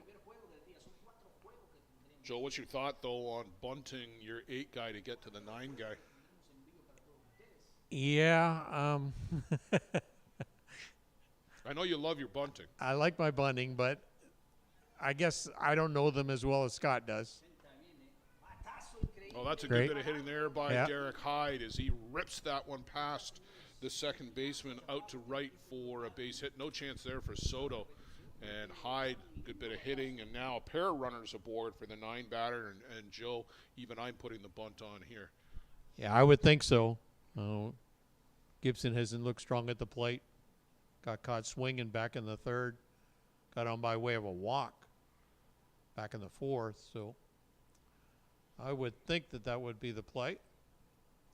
Well, the skipper here for Page Break out to have a chat. That is Steve Black, a veteran of the old Page Break teams and the wars in Utah and Salt Lake City. Steve, a former pitcher, and he knows about these types of situations, so he's out there to have a word of encouragement. The Batmen will get back to their respective bases. Wilkin at second and Derek Hyde over at first base. And Travis Gibson. So we'll see if Scott Perry has elected to put anything into play here. Well, when 7 and 8 in your order can help you out, create some offense still with none out. That's a bonus. Showed bunt, pulled it back. The infield looked like they're in, too. The shortstop for Page Break was just about right in the base path. And at second base, they're in as well, Joe. So in tight.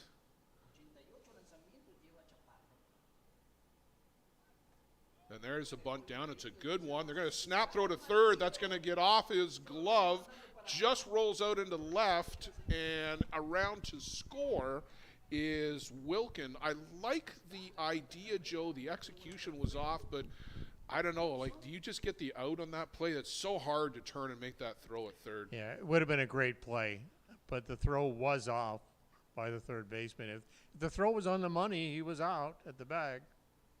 It's just a tough play to make, and now you've got guys at second and third, and you didn't get an out on the play and gave up a run. So the error, I think, by the third baseman on the throw pulls the shortstop off. That is going to be it for Eric Chaparro, as on comes, is that number 37, Joe? Is that right? Yeah.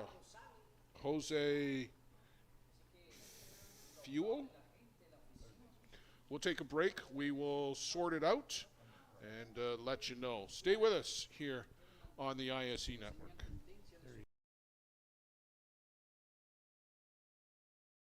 Do you need a reliable supply of products to run your business? Are you tired of having to deal with multiple suppliers to get everything you need? Absolute Business Supply is your dedicated, full-service business supply partner, offering over 400,000 products and unmatched customer service. At ABS, we aren't just selling products. We offer a commitment to building meaningful relationships with our customers, getting to know your business goals so we can provide the best possible solutions for your needs. Find us on the web at absolutebusinesssupply.ca and let us get it for you.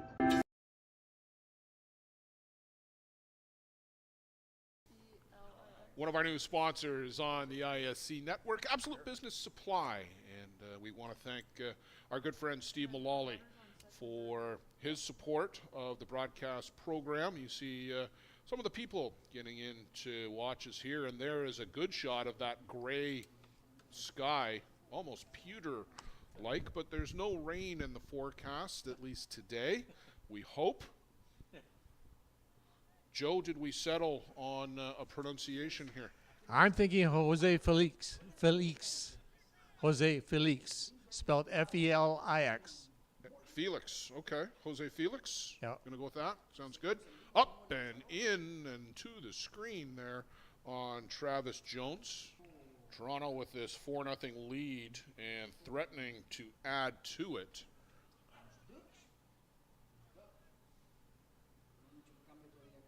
Joe Travis out to left field all three times. Couple of fly balls. Wells a hit. And big hack there and fouled that one straight back to the screen. Just missed that pitch, too.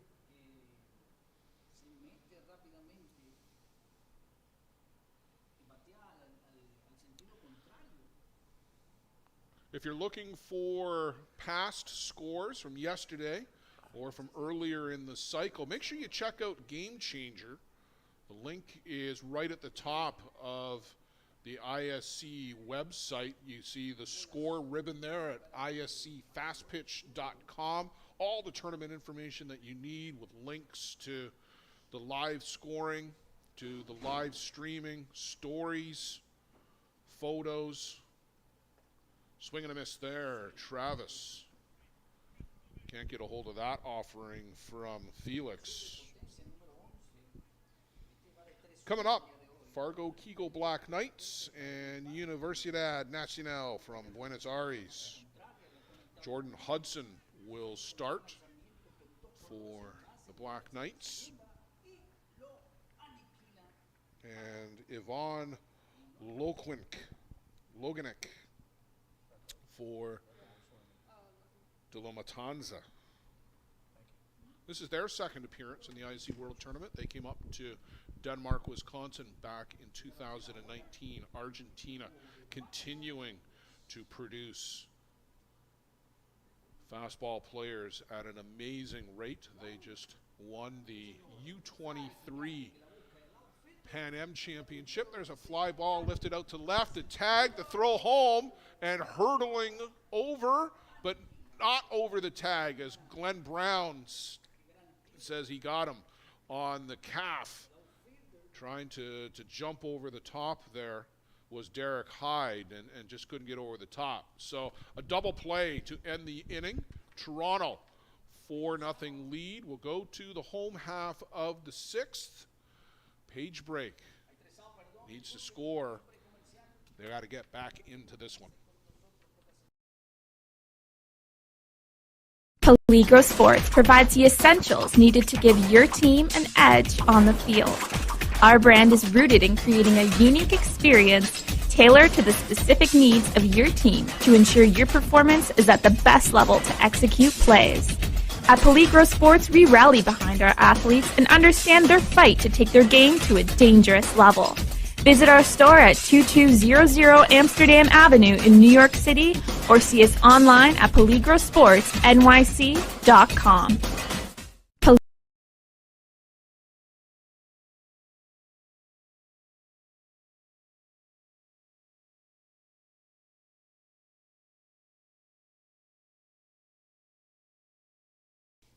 We're running the ads both on the Spanish and English side, and we were mistimed by 2 seconds there as you caught the end of the Spanish version of the Peligro ad. Just a gorgeous shot there from Luciano Lafrano out with his drone. I don't know where he finds the time, folks. I think he works about 28 hours a day, 8 days a week, just doing some great work here. He and Catrono were out here at the park all day yesterday working on the setups and the camera angles and making sure that we can bring you the best possible coverage of the 76th annual ISC World Tournament here at the Green Valley Sports Complex. Tyler Randerson back out here for the 6th inning, working in and around those walks, but Joe just giving up the one hit. Done a great job so far, keeping the bats quiet for the Docs page break.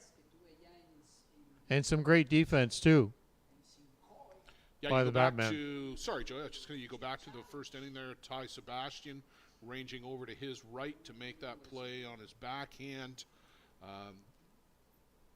And that play by Travis Gibson, too, off the bat of Jin Barnes, ranging back to his left and making an overhead grab of a ball where maybe he didn't get the best read on it.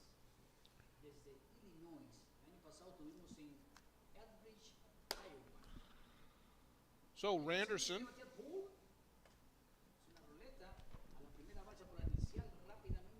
just a one-hopper right into the glove. And that is now Cody Skelton at first base. So Denny Benson and Cody Skelton essentially just a position swap there between the DP and the first baseman. But Cody, as often happens, Joe, you come into the game and the ball finds you right away. Exactly, almost like a magnet there. It often seems that way, doesn't it?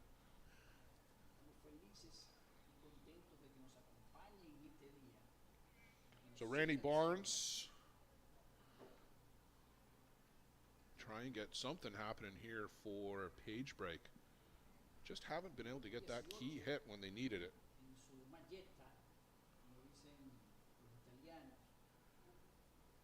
Derek Hyde really taking his time now.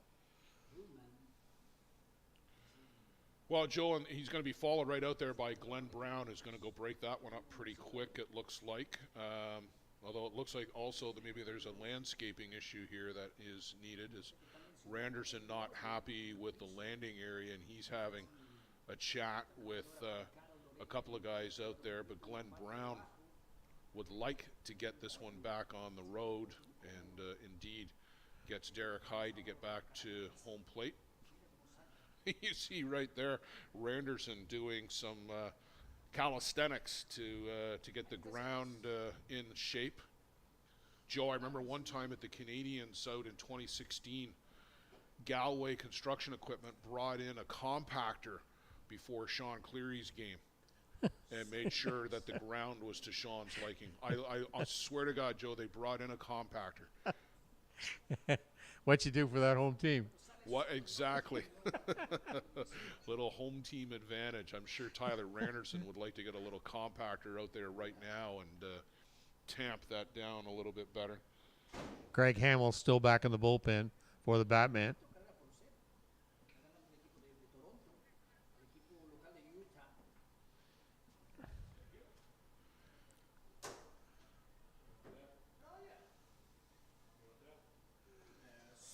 Over the top of that drop. And that's a pitch that Randerson has developed over the years, Joe, primarily a rise ball pitcher coming out of the junior ranks, and has got a good drop ball and uses it effectively. Well, he takes a little bit off of it, too, on that. So he slows that pitch down, and with the release of the ball, really throws the timing off. Well, there is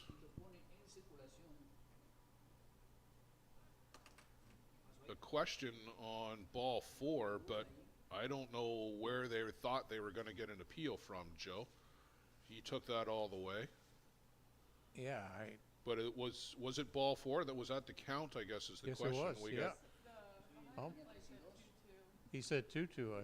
He said 2-2, but I think it was 3. It was 3-2, but he said 2-2 when he flashed his fingers. That's the confusion from home plate, and you do wonder if maybe that is going to be it for Tyler Randerson. How many walks, Joe, now? 5?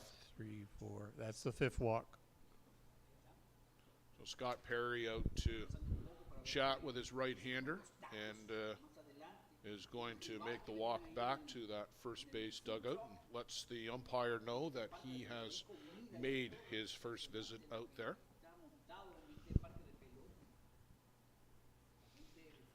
Sebastian in for some words of advice there for Randerson.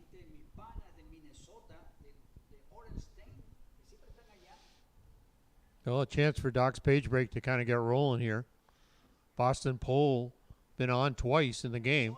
Fielder's choice back in the first and got on by way of a walk back in the fourth. Pole hit up batter, first pitch swinging. They go to 2 for 1, back to first, and that throw was probably ill-advised from Ty Sebastian, but Boston Pole was well past the bag but wasn't going to make the turn. But they got the leadoff runner.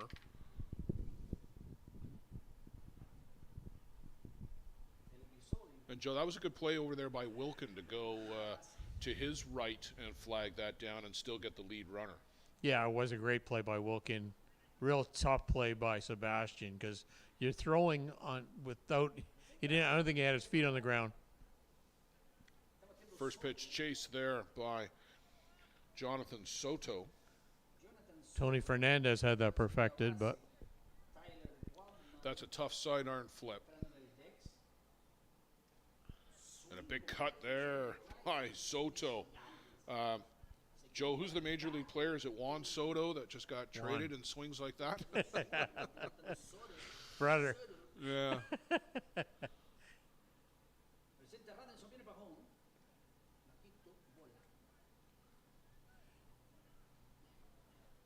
Soto struck out twice so far. Struck swinging back in the first. And when you see a swing like that, you want to immediately put down the wiggle for the change.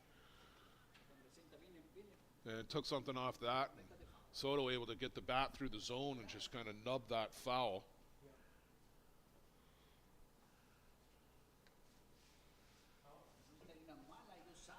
Well, I think he'll come back with his bread and butter pitch here.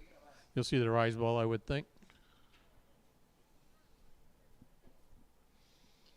Yeah, got to agree with you on that one, my friend.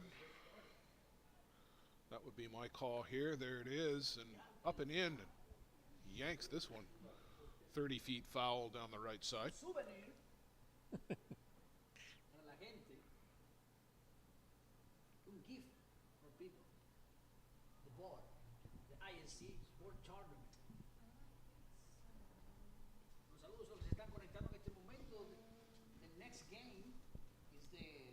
Next game coming up is Fargo Kiko Black Knights and the Universidad Nacional de la Matanza from Buenos Aires in Argentina. Thank you.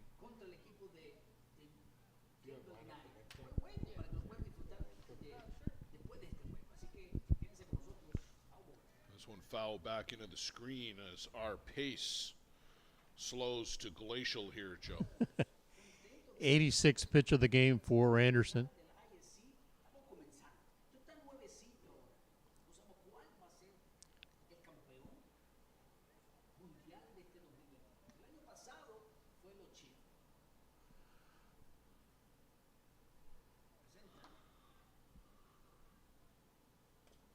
And this one is chopped foul.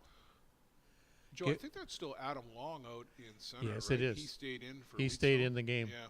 Yep. I was going to say, because he is pretty much straight up, maybe shaded a bit to right, but there is a big gap out between center and left. As Long with that shade over to right has left a big hole. But swing and a miss. There was that changeup indeed. Joe took something off. Gets the strikeout to end the bottom of the 6th inning. We'll go to the top of the 7th. Toronto looking to add to their 4-0 lead. Stay with us. Does your game need work? Want to get better every game? Every at-bat? You need Lumberjack Sports, focusing on exceptional quality and providing players with reliable, long-lasting products. Lumberjack Sports brings you in-game equipment and off-field workout gear, designed and tested by top fastball player Nick Shales. Hard work, strength, and all-around commitment to getting the job done, and done right, is the motto for Lumberjack Sports. Learn from the best. Play like the best. Check out lumberjacksports.ca to put your game over the top. For the best Bear Tent banter on the airwaves, listen to Dust Up with Hilly and Lolly. Here's some of the biggest stars chatting with 2 of Newfoundland's own, Jason Hill and Steve Mullally. It's unfiltered and uncensored. Dust Up with Hilly and Lolly, wherever you get your podcasts. Yes, bye.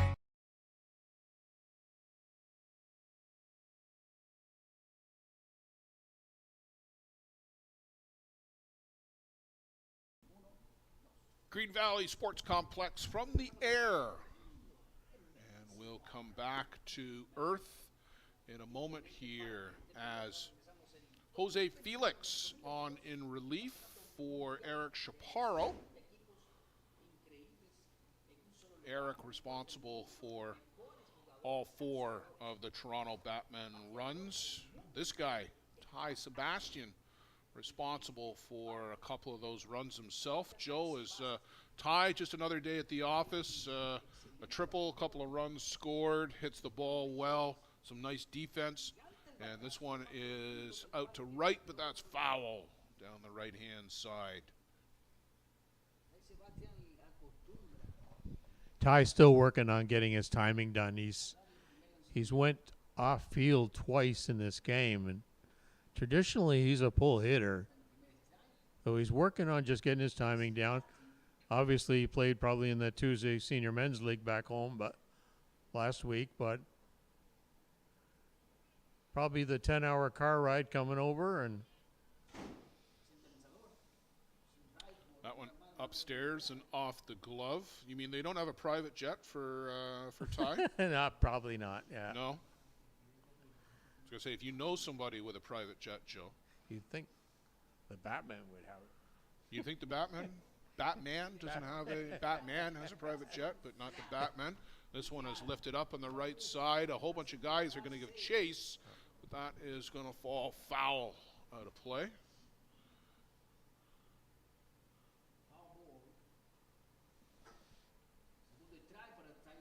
That's twice he's gone foul the opposite way. So obviously Felix is trying to throw his timing off. Ty's still working on pulling that ball. He loves it when he can get that timing and pull his hands through.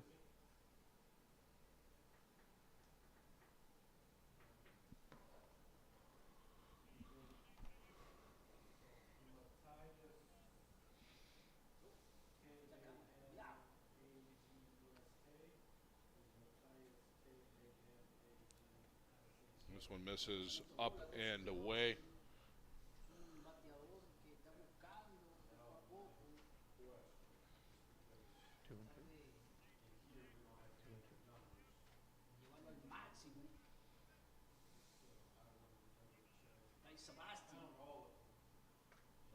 This one is smoked foul down the left side. And Joe, he is really crouched over in his stance, but then he straightens up as the pitcher is coming through with the delivery.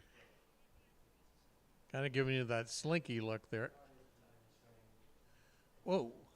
Nice Took something pitch. off, swing and a miss. Sebastian down on strikes. You don't get to say that often this summer. And that will bring up Denny Benson. Denny's still in the game, essentially a position switch with Cody Skelton. Second strikeout for Felix, facing only 3 batters. A big hack there from Denny Benson, too. Good thing the shoes were tied up. I see Mike Skelton down in the top row there, Joe Todd. Yeah. Just off to our right. This one is lifted up to right field. Coming across and making the catch just into foul territory is the right fielder, Ian Winterhalder. So 2 down for the Batman, Cody Skelton, the founder, to the plate. And takes one upstairs from Felix. Cody still looking for his first hit of the game. Did drive in a run back in the 5th inning on a ground out ball. A big cut there from Cody, who certainly was known for that, Joe, when he first made his appearance on the scene coming out of junior, for the big cut and some big momentous home runs. Big powerful hitter if you get that ball up in the letters. And this one is poked out to center, and that is going to get hauled in by Jesse Bullock. A 1-2-3 inning for Jose Felix. They'll come to the plate. Last call, bottom of the 7th for Doc's page break. The annual Boys of Summer tournament is held every July at Circle Tap Bar and Grill in Denmark, Wisconsin. We host some of the top teams in the game at one of the best venues in softball. The atmosphere of old-time fast pitch with all of the amenities of a full-service bar and grill on the grounds can't be beat. Reduced rate hotels about 10 minutes from the park are available in Green Bay. To bring your team to the annual Boys of Summer tournament next July, contact Dean Kane at ct16@greenbaynet.com. Thanks to Circle Tap for their support of the broadcast program. Whatever your delivery requirements are across North America, Skelton Truck Lines provides you with reliable, safe, and high-quality service at a fair price. Skelton Truck Lines equipment is satellite tracked and delivers small parcel, less than truckload, and expedited shipments throughout Canada and the U.S. With over 50 years of experience and more than 50 trucks serving 4 divisions, Skelton Truck Lines is a thriving Ontario business and a proud fastball sponsor. Visit us online at skeltontruck.com. Thanks to Mike Skelton for supporting the broadcast program.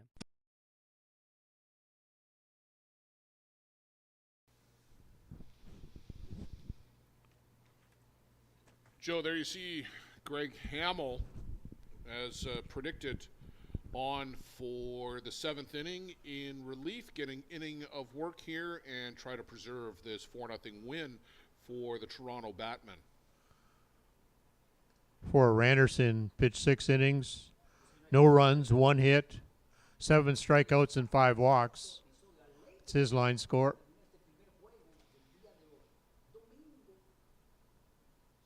Hamill, good drop ball.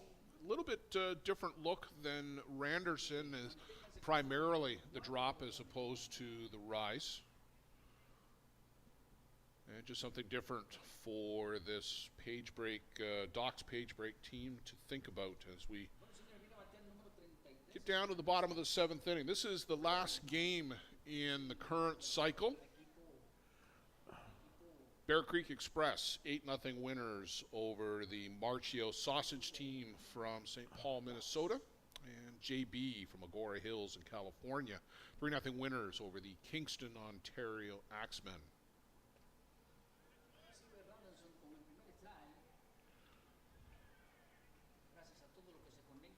Fortman was the only batter to get a hit off of Randerson back in the 4th inning.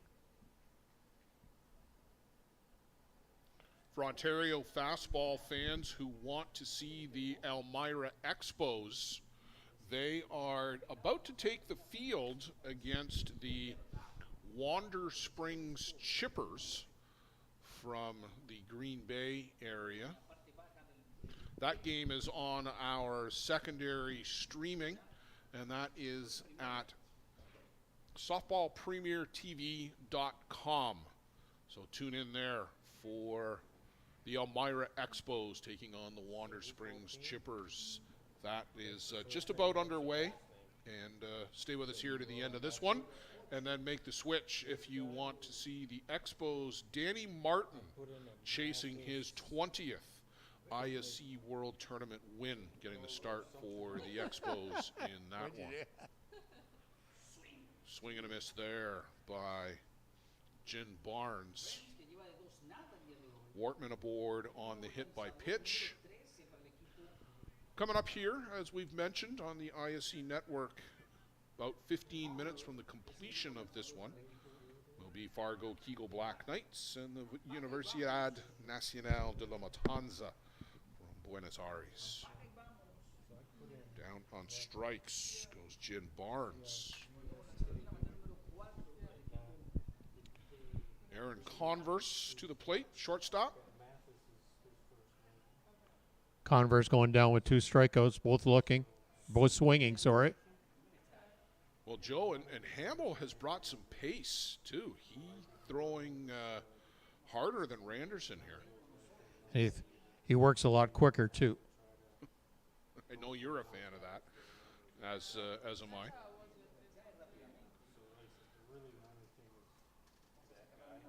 But Greg Hamill, Joe, another one of the young talents that came over from the Nith River team, as a couple of players went one way and a few of them came here to the Batmen, and I think this has been a great addition into the Batman lineup. Greg pitched a great game in Simcoe in the Hill United Challenge tournament we saw down in June. Yes, indeed. The Toronto Batmen prevailing 7-0 in that one. A bit of a stunner, really, the way that they dismantled Hill United that day. Now, in all fairness to the Chiefs, that was their first weekend together as a team in 2022, and they were still working out the kinks, but no one would have expected that particular thrashing that day, and I think that has since been avenged.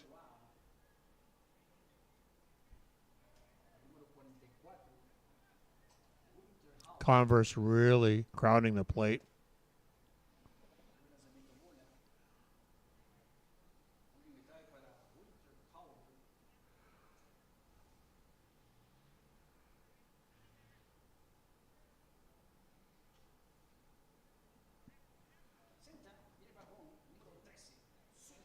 Swing and a miss there.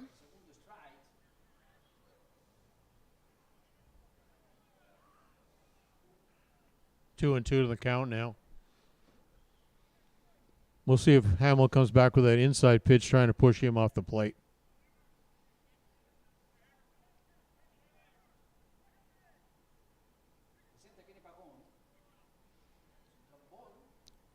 No, ball 4, and it was down and in, but ball 3, rather. Sorry. I thought the way he was down, he was taking off that shin guard and was ready to make his way down to first.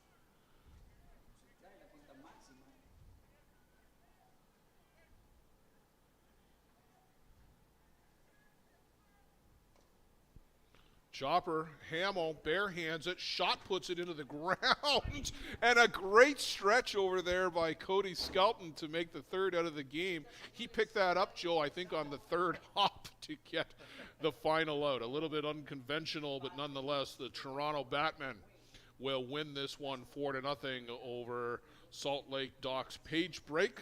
Joe, final thoughts? Great job by Tyler Anderson, the winning pitcher in this game for the Toronto Batmen. Kept the Docks Page break bats contained all game, giving up just a one hit with 7 strikeouts. So stay with us on the ISC network. This is one down and many to go over the course of the week as we bring you coverage of the 76th annual ISC World Tournament. Coming up in about 15 minutes time, Fargo Kegel Black Knights, Universidad Nacional Buenos Aires, Argentina. We'll remind you about the streaming on the second diamond on softballpremiertv.com. Elmira taking on the Wander Springs Chippers. For Joe Todd, I'm Blair Setford. We'll see you on the flip side.